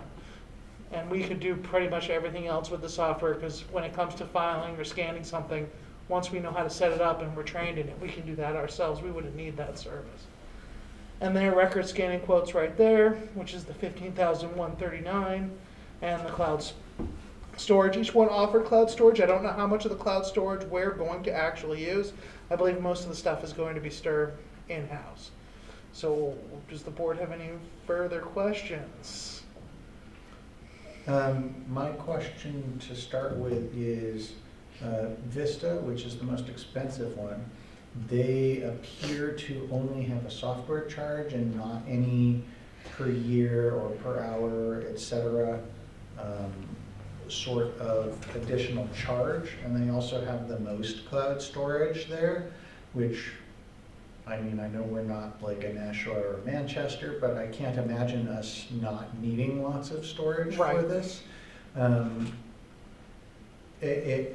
Am I missing something? Like, is there every other year they charge you for a software update? Yeah, they sort of have thing, some or? software. If you look in the quote for their annual subscription, I think they gave you each all of the bids.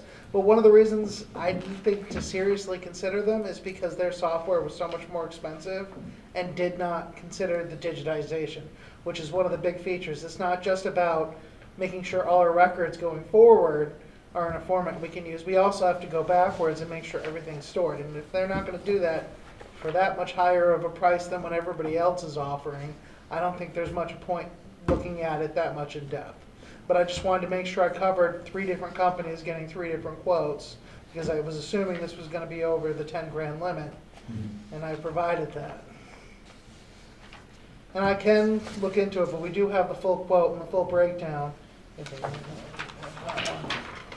And I think professional services. That was just more my question. Yeah, the subscription would be $8,750 per year. Okay. Would be all their annual services. Yeah, so even their annual services are above the others. Okay. Right. I wondered whether they really knew what they were bidding on. Well, that's one of the things that was a little interesting when I was talking to them is they were asking me what price range we were looking at. And I'm like, I have no idea. You're the ones who are selling me the software. You're supposed to tell me how much your You should have said $1,000. Right, yeah. $5. $750. But I just looked at that and said, based on what we're getting, I just don't think that offers as much as some of the other softwares and companies are offering us. And Which- they're also in Texas or someplace. Yeah, they're in Texas.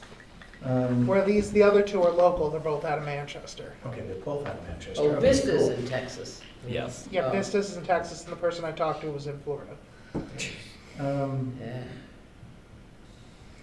So we can see here from both the quotes and the letter that was provided by the Records Committee that the recommendation is the least expensive, which also sounds like it offers the most Well, features. that's one of the things I liked about it, is because it has the potential to grow into being something more of a useful tool, rather than just what it started with. So, being that this is recommended by the Records Retention Committee, what would be our next steps, and what is the timeline or process that you would envision happening? So originally, before the ARPA final ruling, my intention had been to get the software and start digitizing things going forward. And as you can see in the quotes that I put down there for the digitizing of records, I had them break it down by department, figuring that's something we would put a little towards each year and then just do our backlog, use what we use the most first, and then go forward. Now I'm kind of in a whole different world where this would qualify under the ARPA if we wanted to use it for that, but that's ultimately up to the board. Or we can do the other method where we say, we cover the software if that's something you're interested in doing, and get our records more in a digital format, because that's where the direction's moving anyway. I think paper's on its way out in some way, shape, or form for everywhere at this moment, and then move for the record scanning later on. However, I will mention that you're never going to get a grant opportunity for technology upgrades, at least not since I've worked. They just generally don't offer that. And I thought that would be a good use of the ARPA money, because it's a necessary, I feel it's a necessary upgrade. And that would not cost the town anything. And I think that's a win-win. And we're feeling pretty good now with this last update, right? It's hit with the 10 million. Because we kind of got with the whole Right. paving thing, that kind of went, Yeah, that was Yeah. not fun. no, Yeah. because, Yeah, as that- we sit over here and spend Yeah, that's somebody's fine. money. Yeah. We're gonna spend the government money. That's right. Wait a minute, what do you mean we can't do that? That's right, yeah, Right. I don't You like, if you could. I guess I would just add, and I'm notorious for not wanting to spend money, Same. but, you know, I think, by and large, I think it's a real benefit to the town. First of all, it helps everyone find things a lot quicker, but it also preserves the records better, because we don't have to be into the physical Like touching them. records Right, and yeah. touching them and moving them around. Because that's the other thing, the records Um, retention. We've been trying to get the vault kind of in order, and I'm not saying it wasn't, but it wasn't. I always like when you say it kind of sounds. I guess I am saying that. You know, and I just think it's a very worthwhile project, and probably putting it off, it's not gonna get any less expensive. Right. Well, and also, there again, this is not something I would always, but the fact that people can go do things online, that doesn't hit home a little bit for COVID. I mean, if you want me, I can come in and probably help you write why this should be. Well, that's, Because, Funny you know what I story. mean? I mean, they're, you know, to get in, on top of all that, talk about transparency. Mhm. You know, people can go press a button and look at something. Or, And- you know, and I- or even sitting in this position and another board that I'm on, it's knowing, well, where did that come from? Or where, you know, and so then you ask the question, and I mean, who knows how long, I know what it's like sometimes for me to find something in my office, so I do get that, you know. What did I save that under? You know? Right. So this creates a lot more, I think, transparency. Yep. Yeah, and it also is Yeah. more of a standard way of filing things, Right, which is and really- preserving Yeah. what is, we have a lot of history in this town. And I'll ask the dumb, little big giant elephant question. Would this basically negate any 91A requests going forward, because it's all available, just search for what you want? I think it could, I think it could. I wouldn't think it would negate a request. I don't But think- it certainly would help make it easier. We certainly could help, I mean, that's our job. If someone wants to look something up, we look it up. I mean, because in However, theory, we could just send them a it's link to the also document. helpful Right. if we could say, you know, this is available here, if you'd like to look, and if you need more, please let me know. I mean, it's, so I wouldn't use the word negate, but it certainly would assist.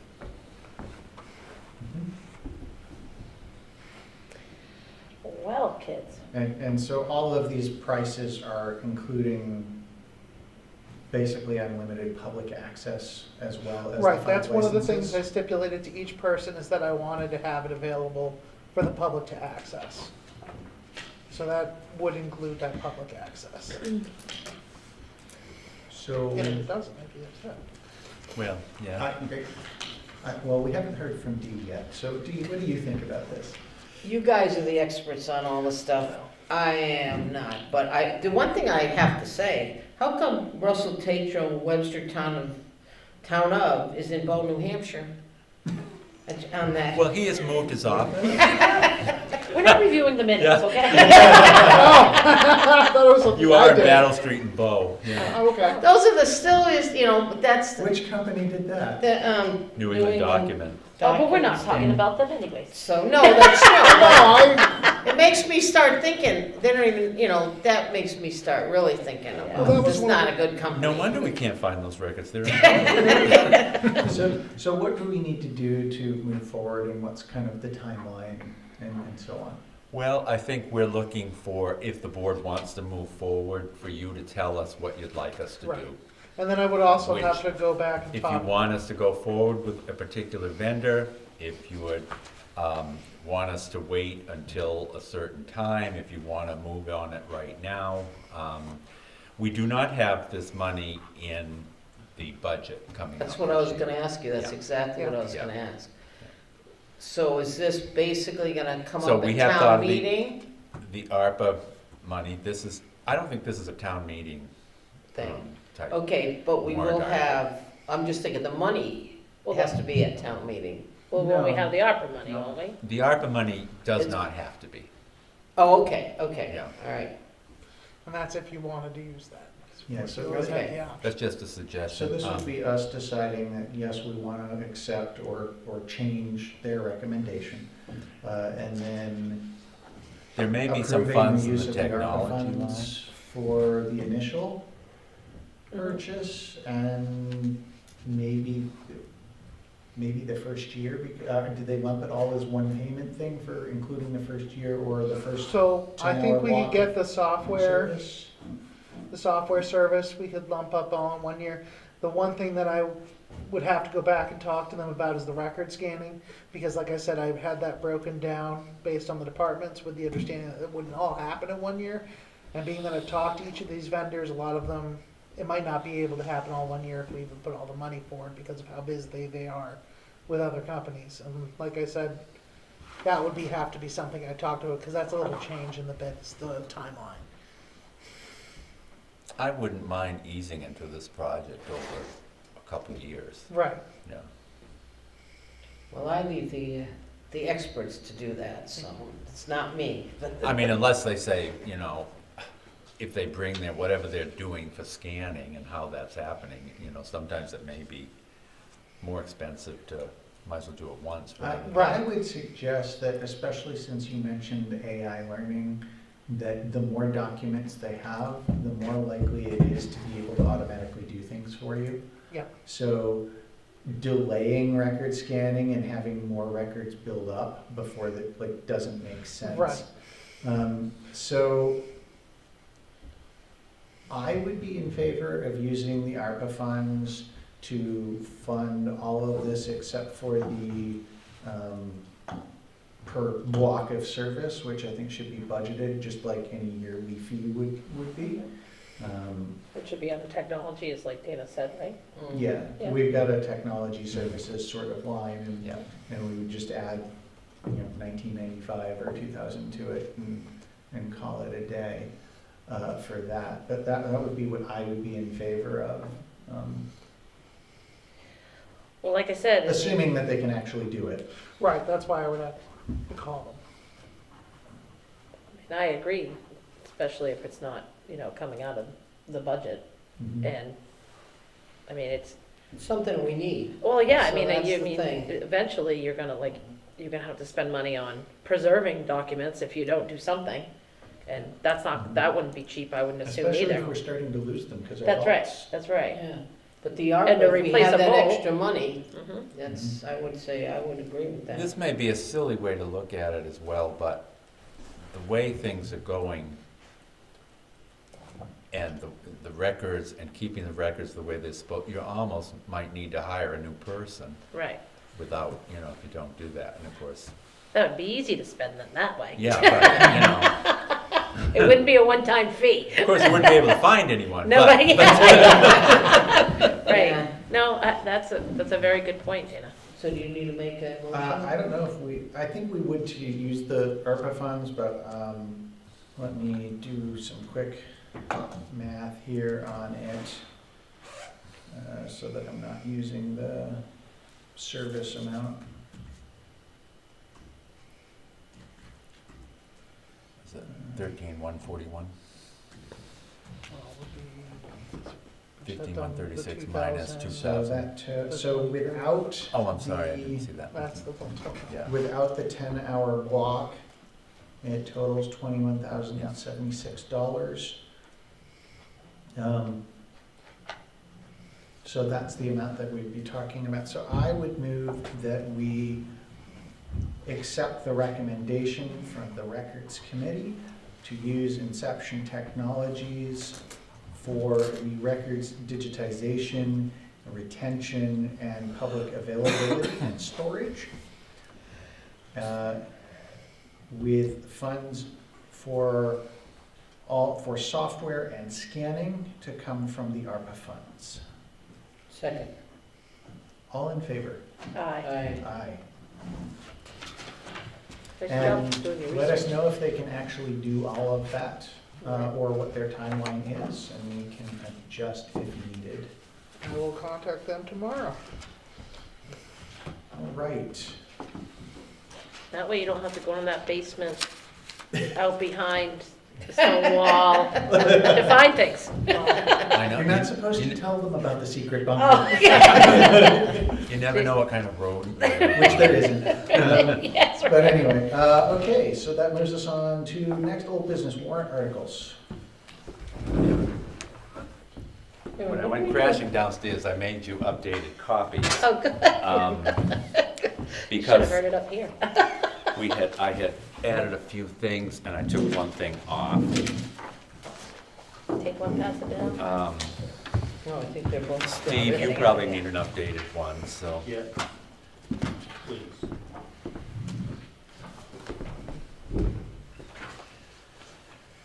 What is different from the one that you had was we changed the amount to be put away for the police cruiser from 18,000 to 21,000.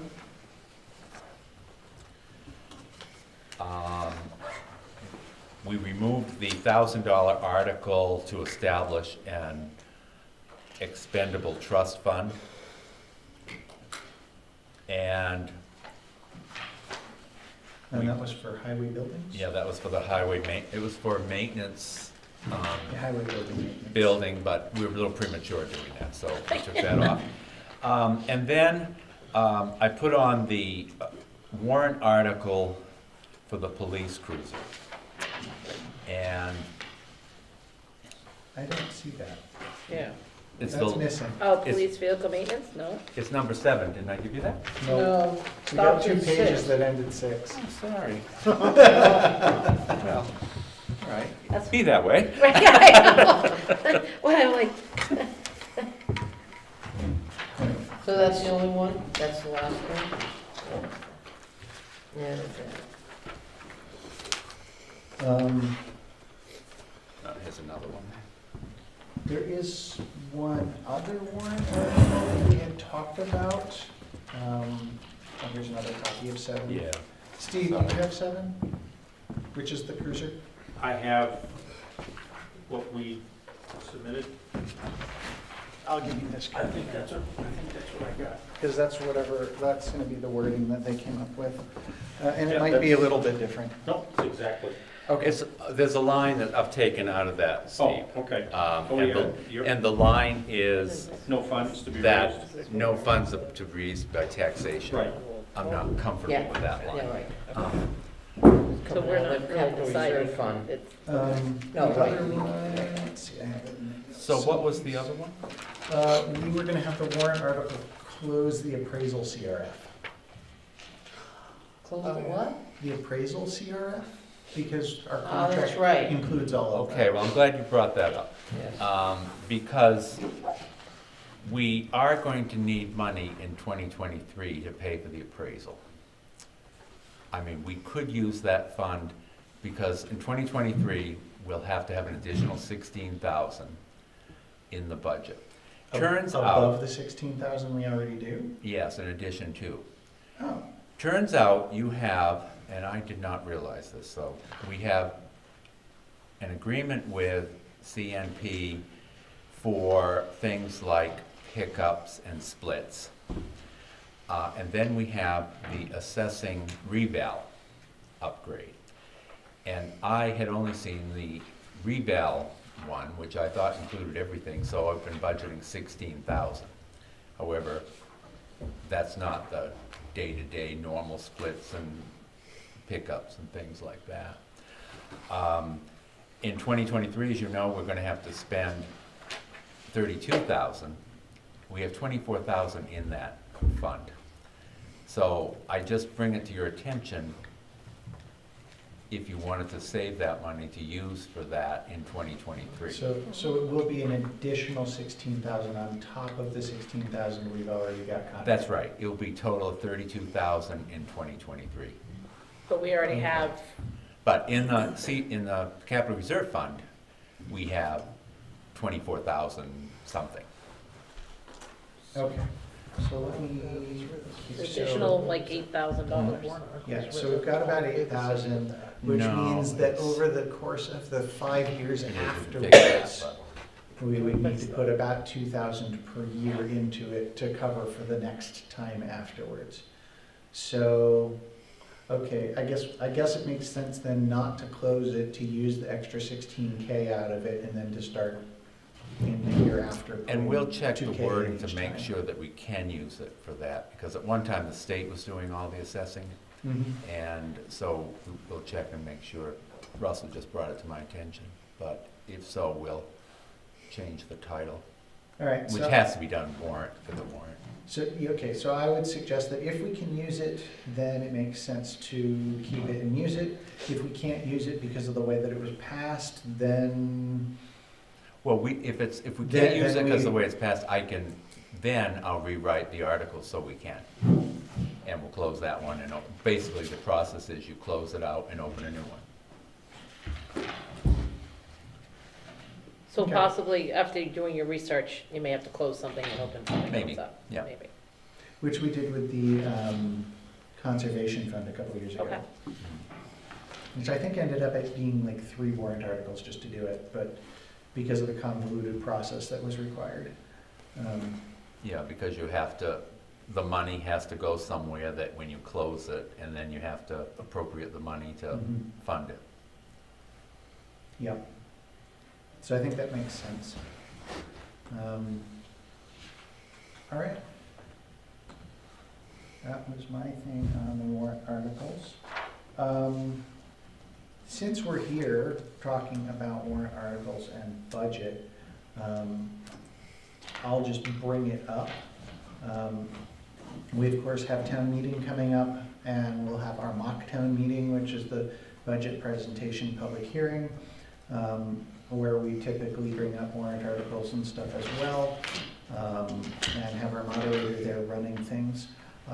In the past, of course, we've all, history has been that everybody takes at least a section whether it's a warrant article or a portion of the budget or something of that nature to talk about.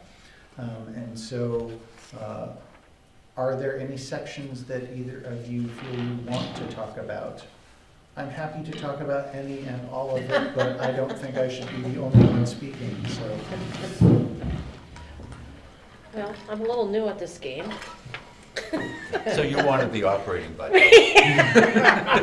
Yeah, really. That's the easiest one. If nothing else, my general suggestion then, for the sake of ease, is that I would take the general budget, which would be number 2, and so then I could kind of lay out the overall everything, which would also include some of the CRF and ETF, but to give people an overall sense of what we've done and decided and how we're gonna save them money. But then also go over the portions of the budget. And then I would suggest that maybe each one of you take the CRFs and one take the ETFs. If they're fairly straightforward and standard, and we can certainly allow people to discuss and ask why we have each of them, and then you could answer that. The contingency fund, I think any of us could do, but that would probably make easy, good sense for Dana to cover. Isn't there a fund or something you always talk about? That comes out of that fund. Oh, Yes. That's So the the, I know it's contingency not about a fund fund comes from fund. the unassigned fund. that's the Um, vibe. And then, of course, there's the Pillsbury Lake Dam Fund, and then the Police Cruiser Fund. And while typically it is select board or staff, I would suggest that we certainly allow Steve to speak about the cruiser and answer questions that people would have. And because I believe that money is just for the cruiser, and you have other places you're getting the equipment to keep it lower this time, I correct? have it right here. And we did, I know we did some of last year's budget towards that as well, with the way that we did that. None of this year's budget will come out of there. All the money for the interior sections of the car, for the setup of the car, which is $13,917, we're gonna take out of the police The detail fund. I got enough money in there, I can pay for the whole thing. So- and that's something you'll explain. Yeah, I'll explain that. Yes, because I'm sure And I people have would like a to hear that. And I have a purchase order today, because if we don't order the stuff now, even if we ordered it today, it's gonna be 4 months before we get it. So that will be, obviously, we'll ask Steve to talk about it, but probably then either Dana or I would present it and then ask Steve to talk about it. But I don't want to tell people what they have to or don't do, so please let me know your thoughts. So, well, the moderator reads all these anyway, number one. Yes. The moderator will Yeah. Read everything, But right? then it's usually to talk about this, so-and-so on the select board or on staff is going to present on this, or We tell give us him a more list, about and it. then he'll look at who it is. And would usually be the person that's answering questions about it as well.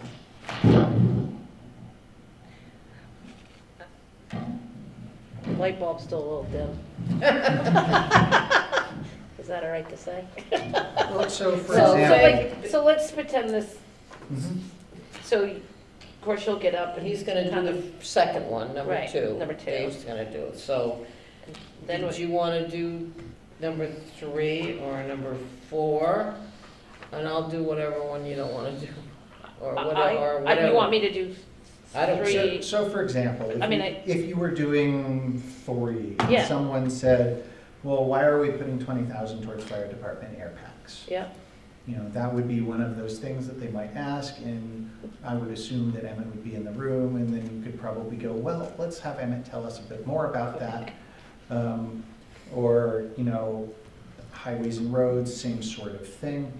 Town hall improvements, like, some of these are obvious and you know how we've spent them and you can answer it. Others are, Dana, please let us know how we've done that or how we're intending to do that this year, or et cetera. Yeah, it's common to ask staff if you don't know the exact answer, Mhm. Right. you know, people. And basically, these are capital reserve funds, we've done it years and years and years. So and more or years, less, which, so I, People are used to it. You would probably present, you know, we have reduced, actually, let me bring up the well, number, just so so I I can gotta do a little it for you. research. No, that'll We be could all write done. a little So for script. the, They'll have it all done.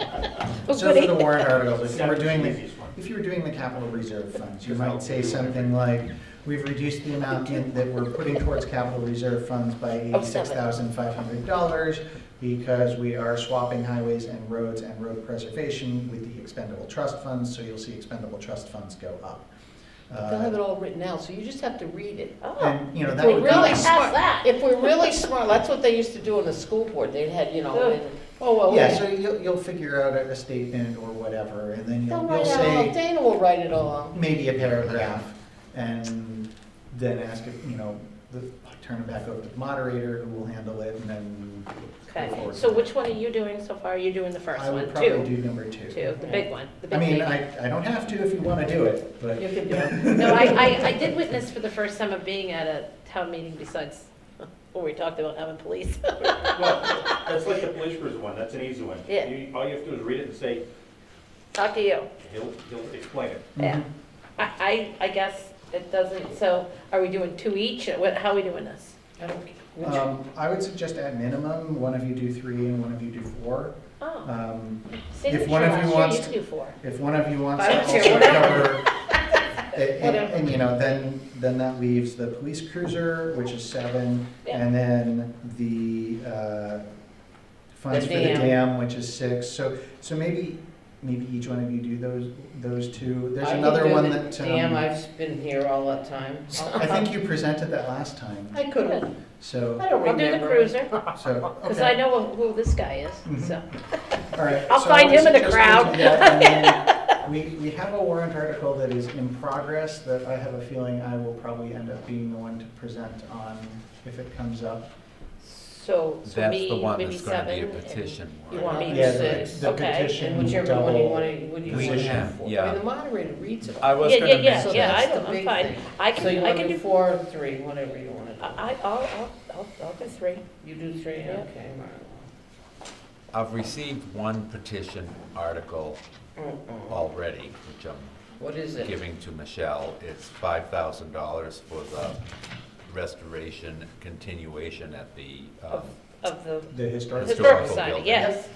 Okay, that's good. And then we expect another, perhaps. And those will be, and at your meeting on the 3rd, since these are due the 1st, we'll have the petition articles within the warrant. How about the one that So we I do, need to I'm handle doing for 3, the and you double want me to do position? 4, right? And No, so- That's no, the no, one I'm you're thinking doing about. 3, I'll do Yeah. 4. Okay, and then who's doing 5? Did I short Dana. myself on a Okay. warrant article? Oh, perfect. Well, I've got to check on the because if we're reevaluation. not meeting until the This is 3rd, we me. kind of have to handle it now, right? Dave. Well, it's a petition. And then, And you and then can't petition do the articles you don't petition. have to I mean, do, you're because not whoever really petitions sponsoring it the is supposed petition. to speak. Okay, I mean, just in the That's way I the way look it's at supposed I to it. feel like I'm just. okay, I thought we Other would have to stuff. kind of kick the ball and get it going for Okay. that. You need, someone will have to talk, I mean, well, petition articles that people don't speak to very rarely pass. Right. So you really need. But we don't usually speak, it's usually the petition people that speak. Exactly. Right. And that's kind of what I'm saying. I mean, this is Okay. kind of a. And no, that's when they come in What's with their the- 25 signatures and, Right. Yes. and we're gonna learn about that on the 3rd. Yes, because the due date's not here yet. What do you think the other petition article is gonna be? Well, we had talked about the combination of the clerk and. Oh, yeah, yeah. and the tax collector position, and that is going to be by petition rather than a select board. Yeah. No, do you speak on that then? Probably Generally, not. the no. petitioner would do that. Yeah. So who's gonna petition that? Is it, Who's gonna petition it? was that a bad question? Well, no, it's a good question. Oh, good. And one of the things that's interesting is the way that it was done previously here, or I should say, the way that the RSA reads, Yeah. go is ahead. that, for example, doing the salary instead of the fees, has to be done by petition. Just like combining the positions would be done as a petition article. I might be wrong, but to my recollection, that was actually previous select board that brought it forward, not a public petition article. Right.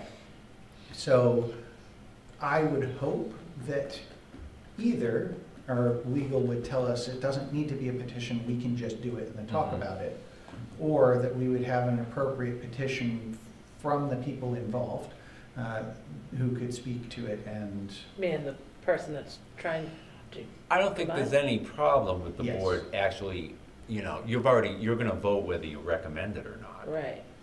So, I mean, Technically, we don't have to for petitions. no, you don't, But yeah, you have in the past, so I'm just, on some things. yeah. Yeah. Usually the board will vote if it is a financial change for the town, but not if it is something else. I was thinking this does affect finances. Yeah, so this it's- would be a financial thing. Whereas, for example, last year we had one to send a letter about, what was it, redistricting, I Yeah. think, to the state, or something of that nature. There's no finance involved, so the select board did not recommend for or against that article. Ideally, it would be better if this wasn't a petition article, in my opinion, but Yep. I'm not sure. I would agree, because it would be nice for us to be able to present it and Yeah, do it in a appropriate and supported fashion. yeah. But are we waiting to see if that's what needs to happen, or are you saying we have the two options? We were advised that it had to be a petition, Oh. Okay, so we Let's have see now. gotten that back. yeah. So then they have to do. Although- I'm just kidding. I'm Although, assuming that's if the only we attorney. had this system, I could have Russ look up and see the last time this happened. Right. How this happened, but I think I would like to do that and just get a better idea of that. Okay, so you're not done with it yet, you're still doing your research to what we, I want May my do. way, yeah, okay. Well, I guess I won't be having to present to that then. you know. No, I don't think so. I thought I was gonna have to explain. But I minutia can think of answer some people who that wanted to might talk to it. about that. Well, if you do, we know you're ready. This is true. We have faith. I didn't want to put either of you under the Yeah, we, Under the guns gun. of I that. appreciate that. So, No, she's all done after this year, so go for it. unless she runs again. Oh, she might run again, are you gonna run again? I might. Oh, good, I thought you said it was my last, oh, sorry, Well, no. things change in my house Well, like it is her crazy. last year, but that doesn't mean it can't be No, her no, first year no, next that's year. right, no. I give you so much credit for, yeah, oh my lord. Some people are nuts, like me. Yeah, well, it's a good nuts though, I like it. That's All perfect, right. so sorry, I didn't mean it that No, way. no, no, Yeah. no. Well, they're still Are laughing. there That's right. any others Yeah, that we that's what I like to do. are expecting or That's thinking me too. might show up for warrant articles? I'm not aware of any others. Okay, What So I does- like about petition articles, though, you never know what's gonna show up. true. Okay, so I know I should know the difference, but a petition, petition comes from the public in a sense, Exactly. and a warrant article comes from us in a sense. Yeah, there's two ways Okay, to get just a making sure warrant that's it. article on the warrant, and that is the select board puts it on. Okay, gotcha. That would be you. Yep, And which is, these others are Yep. select board articles, and that's why the select board speak to them and recommend them or not. right.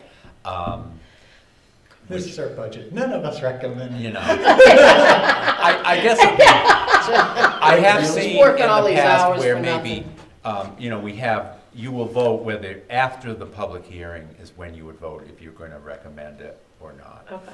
And so I have seen it where it's been a vote of 2-1, for example. So, and then the petition article goes on by the number of signatures and Which is what we were talking about tonight, with probably a breakdown of with what you were costs. talking about with David. With costs yeah. and stuff, because nobody's gonna, so, okay, I got it. Yeah. Well, That's what I whoever's- thought, but- Whoever has submitted the petition, Speaks on usually behalf, you but- request that That's the they best come up part. and speak on it, Yep, and then answer questions. yep, At last year, the petition was the redistricting. Sally Embley got up and spoke to it. Okay, yep. Yeah, Yeah. the, no gerrymandering, Right. fair, Yeah, yeah. et cetera. Gotcha. Okay. All right, That's so that Kinda cool. moves us to audit preparation. Yeah. Yes, and that was your questionnaire, and I had given some homework.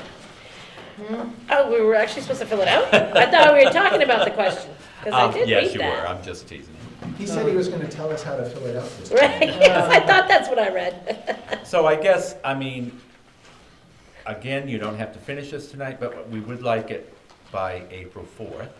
But this is And the, I this is can the ask- audit, This is the questions, and Yeah. I gave you the questions. okay. Would you like to go over them now? Sure, Okay. we'll just get it done. Well, you mean we're gonna get it done? Yeah, that's what As I long was, as we're actually getting it done. right, right? Because they're not, Well, I guess I shouldn't just say that. I know I'm what, I know what avoiding you're it. trying to say, it's because you're saying what I'm thinking of, we don't need to kill it. Okay. Is that right? So, Is that- I didn't even know that we had this question. I caught it, so it didn't fall. yeah, yeah. Do you have any knowledge of fraud or suspicions of fraud affecting your entity? Yes or no? And if yes, please elaborate. So we just, So we're doing Answer this it, right right? now, are we So filling this out I'm right filling now? it out for you. okay, so I say no, I don't, Okay. right? No, we're not all following these separate? You don't have to fill, no. So, We Oh, so oh. only okay. want one. I have one question that, because having looked through several of these, it could change the answer to many of these. I read that. For example, has someone submitted, a fraud thing, et cetera? And we have had people submit that that has been the case, even though we don't believe there has been any. Do we need to say yes and explain any of that here, or do we say no because none has been found? And I we would don't say you believe would there is say, any? unless you yourself had suspicion, Okay, I would, but if so you then did no not, I would sounds say really no. good to me. Yeah. Yeah. I mean, there's always people that are gonna tell you there's lots, Well, that's what widespread I'm fraud. thinking. Yeah. Yeah, because that's like the second half of one is. Yeah, Where, yeah. Yes. Yeah, and I Okay. think, yeah. okay, so we'll say no on number one? No, no. Okay. Yes. that's- Second part of number one, have you received any communications from employees, former employees, regulators, or others alleging fraud? No. No, Since we're, I think no is appropriate, because while they alleged, there was definitely no proof. And we looked at it, and there were court cases. Have you identified any specific risks of fraud within the entity? No. Now, the only thing I can say to that is we don't have enough staff to have every job separated. I was gonna say, didn't we identify with And they the identified it last previous- year. Yeah, I would say no on this, but, because you haven't, but we know, or unless you want to say yes, and as per the audit last year. yeah, I would say something yes like as that. per the audit, Okay, but not as a concern. okay. because they felt there was risk last year. There was They risk have to because, say something, like, you know. yeah, it and- was one person handling the bill like twice Oh, instead gotcha. of 3 different people. Yeah. Has the board adopted a universal code of ethics for members and employees to follow? I don't know that we think you call have. it a code of ethics, but we do have our You have a fraud anti-fraud and policy. other policies, Yeah. so I would say yes. Okay. Did- How are you gonna furnish, do we have a copy? We have a fraud. Oh, Yeah, we we have a have a fraud fraud policy. Yeah, that's policy, true, yeah. yeah, that's, whoops. We've been presented it by our public on our Yeah. website. Yeah. If yes, does this document prohibit elected officials and employees from doing business with the town? No. I would agree with that. Have you or any related party of yours had any interest, direct or indirect, in any of the following transactions or incomplete transactions since January 1st, 2021, to which the town or any retirement savings, pension, or other similar plan was or is to be a party. Now, if you understood what that said. I heard it was a party. Sale, purchase, exchange, and leasing of property, so it's a good thing, 21. Mhm.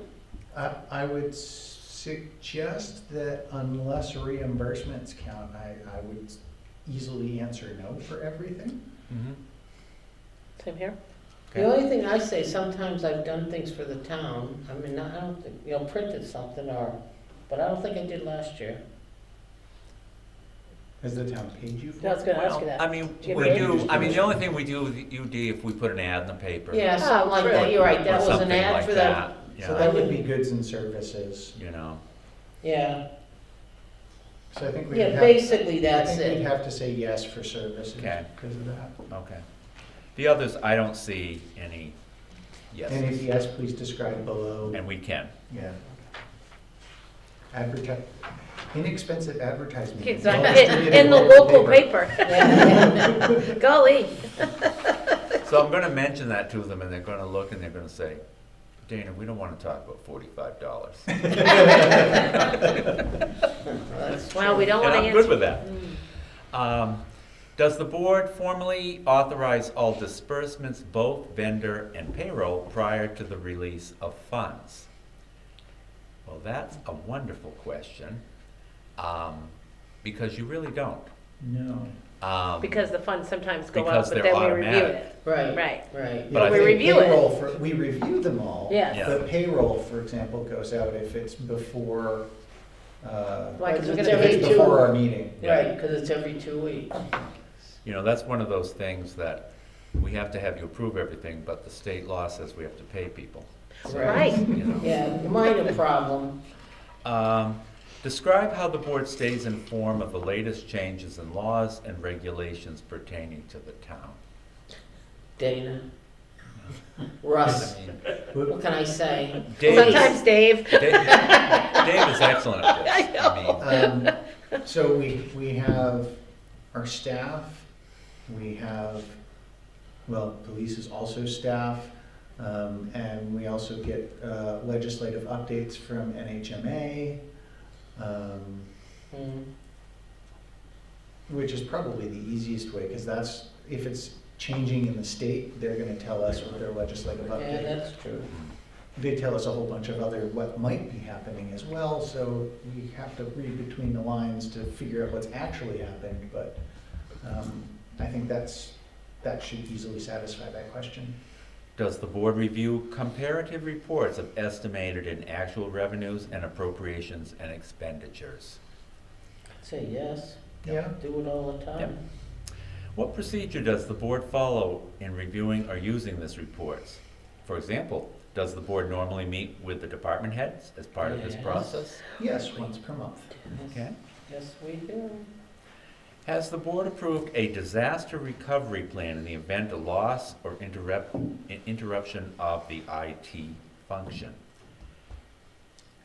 No, but we're working on Right. Is there a written investment policy adopted? And it. there it is. And Do we have anything to invest? I want to go back to number 9 first with the disaster recovery plan. I do want to point out that we do have a disaster recovery plan that deals with losses, functions, and bringing the town back into operating order. It just, however, does not cover the IT functions of the town at this time. Okay, Thank you. but it's something we are working on. Yes. And, you know, IT, nice subjects. Okay. Mhm. Number 10, is there a written investment policy adopted? Yes. And there is. And I can give them a copy. Last reviewed and approved, I don't remember the date, but we did it. I have that, yeah. Have you adopted the use of either debit or credit cards by employees? Yes, Yeah. Yes. Does the board have knowledge of any funds or bank accounts that are not in custody of the treasurer? I Not don't that know. I don't think so either. Other than the trust funds, which are in the custody of the trustees of the trust funds. But Yeah, so there's the trustee of trust funds accounts. And then there was the whole question of, because the funds for Old Home Day don't stay with the treasurer, they go to another account to be spent by the Old Home Day folks. And I We've believe that's changed that, being actually. changed, Yeah, we've changed that, but in 2021, that wasn't the case. right. So that would have to be a yes. I can say yes and explain how we now do it. Yep. And has the board approved a fund balance policy in compliance with GASB number 54? I don't know about the Gatsby, but we do have a fund balance policy. Well, it's a fascinating subject, and I'd love to read it. Oh, my God. But Could then- you tell us all of But the then you number would have, rules, please? you would have to kill me, and that would be bad. Yeah, especially we have the law here. And you already tried to do it to yourself downstairs. Yeah, right. Since the World Health Organization's declaration of the worldwide pandemic due to coronavirus, COVID-19, how has the board adapted to the following? Approving vendor and payroll manifests. Well, What does that have to do with you COVID-19? used to Because if do you it didn't come online, you would in- sign. Well, Oh, so right. for Yeah. COVID, when we were not physically meeting, during the state of emergency, we signed these digitally. Yeah. I've already answered these questions for them, but this is just Well, it's good for other people to hear this too, so, Um, yeah. reviewing the budget versus actual reports. Part of our standard monthly department head meetings. Okay? They were just virtual when they were virtual. That's right. Making financial decisions, approving contracts, leases, accepting unanticipated gifts, grants, and donations, year-end encumbrances. Exactly the same done in public. Just what I was meeting. gonna say. Yep. All right, so let me fill this out, Dave. You'll be signing on behalf of the board, Okay. and so when I fill it out, I'll get you to sign that. The one question there was on number 11 for the debit and credit cards. It says, please provide a copy of policy covering that. Do we have a Yes. policy for it? Yes, we do. I thought we went over one, but Yeah. No, me too. I've read so many policies. Well, I know, but Maybe then- we should have this, maybe we Yeah, should right. compare it. Well, like but I the wasn't investment sure policy, I anymore. don't quite, know. I will provide it for you, because I think No. you'll find it very No, thank interesting. I think, did we make a change to that one, actually? Not really, Okay, but, I mean, that's kind of a standard boilerplate thing. all right. Anything else on audit preparation? I hit myself. No, that's all I needed from you on that. Good, I'm glad that's done. We're audited now. We're asking them to audit us. That doesn't sound nice, but. Yeah, right. Well, All right, that moves us on to our last old business, the town report. Okay, so we had gotten an update on the, maybe you can help me with this. For the On the binding Yeah. services? Oh, The yeah. question was, They said. how much it would cost just to bind it? Yep, and they said $200, Yeah. and that was the update. Yeah. Did we figure cost of paper and/or a toner cartridge and part of a drum for our copy? It is very close to their price. I think last year we spent, by doing it ourselves, it cost us about $1,200 between the paper and the machine. You're kidding, really? Mhm. Boy, if I had to spend that much every newspaper, I'd be out of business quick. So, wow. Well, and we had, you know, Well, you have the pictures too. well, Do you want a newspaper print, some town reports cheap? and then the binding, Yeah, the Yeah. binding, yeah, but, yeah. The binding's in the $900. That's in the 900? No, the that's- binding, Is on top of the is 900? No, binding in the 928, I believe. is Yeah, it included. says. It's perfect bound, Perfect yes. bound Yeah. to 8.5 by 11. But that's. I don't do That's binding. right, well, I was just I mean, saying, either one works for me. I mean, we certainly could run them so, through so the machine. $900 to do, 200. We're doing 200, we've estimated 200. We did 250 last year, and I'm oh, still got. 200 of them, I Yeah. see, okay. Yeah, 200 But copies. $900 to do 200 of the 200 town reports. reports. Okay, and you figure last year, how many did we do? We did 250 last year. Okay, and you think that was around $1,200? Yes. And all your, including your time in that $1,200, or is that just Um, materials? I didn't really add my time in really Okay. that much, but I think we had, if you added my time, it would be more than that. Because if something goes astray, Because it like, was a very slow process Yeah. with the. Okay, so they have 140 pages, Yeah. well, 70 sheets of paper. Well, and is this in our budget? Yes. Okay. So so you're saying this is 900 for them to just do the whole thing? Yes. Yeah. Yeah. 928, Dave, to be. That's Well, what it if- says here, 928, Oh, okay, that's you're right. looking at the report again. Let's be exact. Well, hey. So based on his $1,200 Yeah, that's it. figure, if it's for the same 200 and everything was the same cost as last year, which good luck with that. Yeah, right. That would be 960 for having them do it plus their time. Mm-hmm. So I like the $900 figure. I make a motion to go with Ray Ray Shaw. Shaw. Yeah, I lost it, I had it in and out. but- that's okay, we got you. Second. All in favor? Aye. Aye. Now, don't be doing the happy dance, okay? Did you notice how subdued I am? I know. I just know when you do anything like that, unless you're, When I unless you went have downstairs, I took everything. my medicine. That's right. Anything can go wrong, which can take your time, that may, was supposed to take you an hour, could take you, I am 4 not gonna hours. bore you with my town report disasters, because boy, have I had was- them. well, haven't we all? Sometimes me just out of copier is a disaster, Yeah. so I Just get it. one, the first one he handed out, he had 2 of the inlets, double copy, remember that? Could happen to anyone. That was, All right. That moves us on to new business. My- this one, our favorite chief's been sitting here I waiting think for the one. chief is- How come we don't just make them go first? Yeah, we should have. Who gets this agenda? I have a purchase order. All right. For the- Purchase order. Equipment for the new cruiser. Chief, can I ask you a Yes, sir. question? And I don't mean to be No, go for it. difficult. I'm sorry, but what happens if the town decides not to buy a cruiser? We can still cancel the order, Okay. because it won't even be in. I don't think that will happen, but I'm Right. just saying, you It know. won't, there won't even be in. Okay. Wow. That is a nice quote list Can I break of all of everything the up? equipment. No, is there, Detailed, isn't it? I like there, it. is there more than one place that you even get pricing? Is there, I don't even know who does it.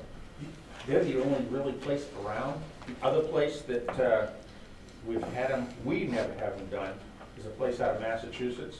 And we got a quote from them that's about $4,000 more. Wow. Who are you using, Ossipee Mountain? Yeah. Yeah. Does it include the heated leather seats that you're gonna need? No, but it comes with heated, no, it doesn't come with heated seats. But it does come with a AM radio. An AM radio. Okay. Well, you never know. So the chief wants you to approve this so he can do this. So, like I said, the funds are not coming from that, they're coming from our detail fund, so that will not come out of. Where would you, what would you usually do with your detail fund? I should probably grab that for the Yeah. So, final I put tool. that into effect, I brought it, it was a warrant article last year, Yeah? and so the detail funds, money that we get, so the officer does the details. Yeah. Some of that funds go back into the town, regular town, the rest gets paid for retirement for some of the guys, it gets paid for their pay, it gets paid for gas for the cruiser. So anything that was left over, they put into this detail fund. So we can use that money, and it's a revolving fund, to pay for anything that we need for cruises. And this, we would have to come up with $14,000 to add to the budget to pay for the equipment inside. So that fund worked out great. Mm. It goes into there and it's designated, it has to be spent for that, it can't be used for anything else. So it works out good for us. Yeah, really. And that's 1 year's worth. We did that in 1 year, we got Wow. $14,000 out of it. Wow, that's good. Well, and it, if you look at it this way, you know, the guy's doing the detail, it goes back into the cruiser, which I'm sure everybody likes when your equipment works well. Right. All right.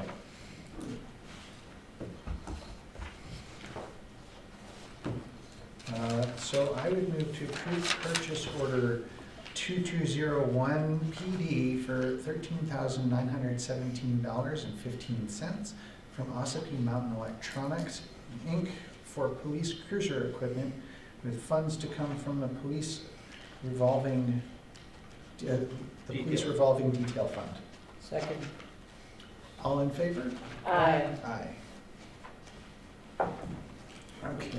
So if you could sign that, that would be great. Oh, yes, there is a Please. spot for all of us. Do you need a pen? He's gonna find his special pen. There. No, he just has to use a special one. Lisa, it took a while to get them. Or can we sign for you? Yeah. There it is. See, it's There it large is. enough that I can actually get it out of there. Dave, I think you need a flashing light. I don't use pens for anything else. Isn't that crazy? Oh my God. Everything else My I mother do- always told me to write in pencil. Everything else I do is just Just a right. digital signature, so. I know, but still, everything I to do, town.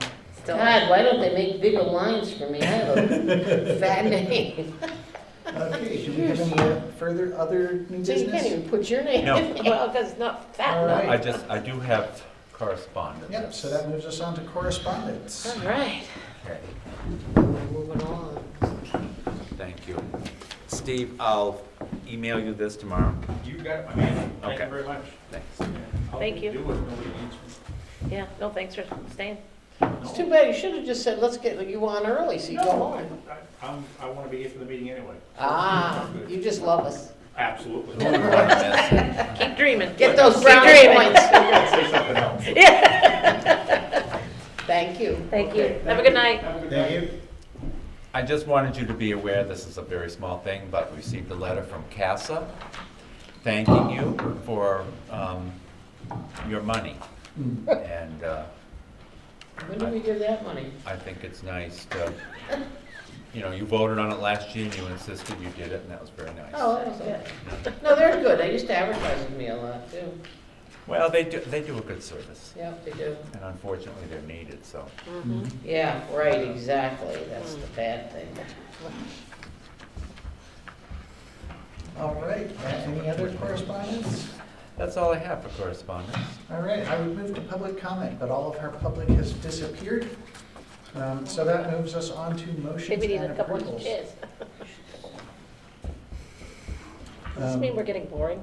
So well, I'm glad that we're boring, I because that know. means people trust us. I'm kidding. That's right. Have both of you had a chance to read through the minutes in detail? That's quite a big list. Because there's a bunch of them now.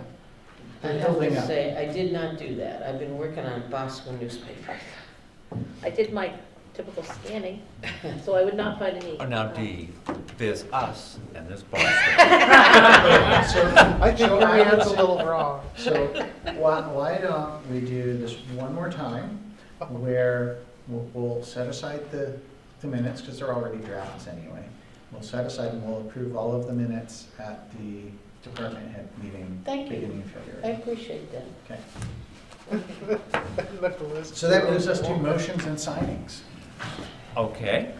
That saves us an hour. I just have a request or a question, I guess. We received a bill from Mitchie Corporation. This is toward the work on White Plains Road culvert. It's for $6,600. I heard from Chad Poland at Mitchie today, and we have a meeting next week with New Hampshire DES to go over the application next Monday afternoon. And so I'm very pleased that it's going Wow. forward and we're actually seeing something happen, I appreciate moving in appropriate engineering time. and I mean, my God, think it's about really, it. it's really nice. It's really sad.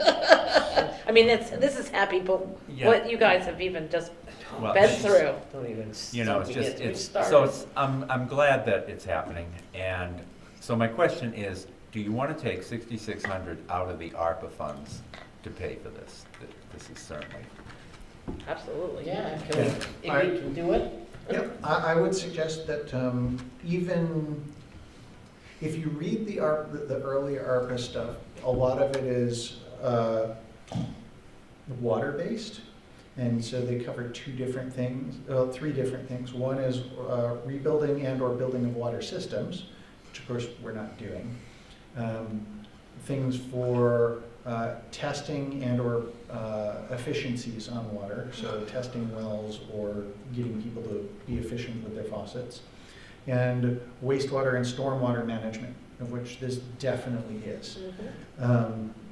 So I believe that even prior to the newer lost revenue, even though NHMA didn't like the idea, apparently previously, that this would normally have gone under that. So I would definitely say that this matches the full spirit of the ARPA funding. And I would suggest that all future bills that we have for White Plains Bridge, as long as we've got funding for it, that we take them out of the ARPA funds instead of hitting the Bridges and Culverts Reserve Fund. Okay. Because if we can use it from here, that means that in the future, we won't need to fund the bridges and culverts in order to work on the bridge that we joint own with Boscawen on Cornhill. And that also needs to be replaced. That's the next bridge after this and Clothespin Bridge. Yeah, So- that could use some, yeah. And I believe it's the last bridge that we Yes. have to deal with, Mhm. yeah. That And sounds like a so good plan. Dave. If we can use the money from ARPA towards this, that means that we likely already have the funding that we need after this last round in the fund for that bridge. Provided costs don't Yeah, get right, stupid. don't, Right. right, but go nuts, yeah, but, right. Or we don't go with somebody that takes forever then. We will at least be close to it. Well, I was gonna suggest that, no. And so that's my personal feeling. Yeah, that's but, great. All right. Thank you. Yeah. That's Do awesome. we need Good a to me. motion for us to do this, or a motion that we're gonna take whatever we can for the project from it? You know, it's nice having a motion, because it just, But do you want us to do it for each individual invoice, or do you want us to do it for the I project? would, so that you're aware of what's coming out Okay. on a piece-by-piece basis. So can I have, oh wait. And this was part of his proposal, correct? His proposal was 14,002, Yep. and so this obviously is Yeah. the work to date. It wasn't like something extra, so I was kind of asking. So I would move that we pay invoice 77414 from Mitchie Corporation, invoice date 1/12/2022 for $6,600 via the ARPA funds. Second. All in favor? Aye. Aye. Can I see that name? Absolutely. Thank you.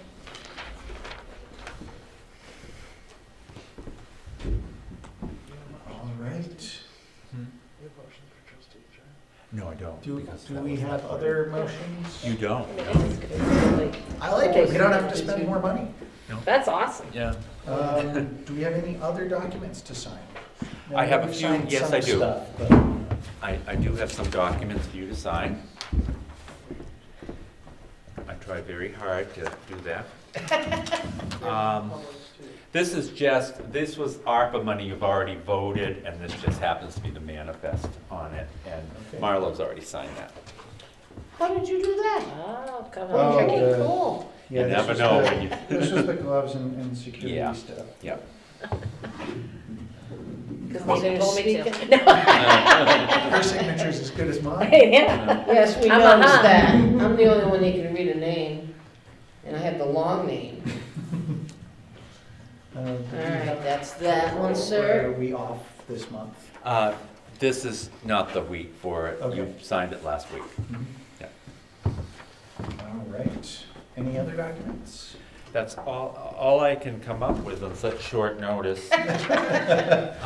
Although I would like to ask that you have a non-public session under RSA 91A-3, 2A, which is Okay. personnel. Personnel, all right. Any further comment before? All right.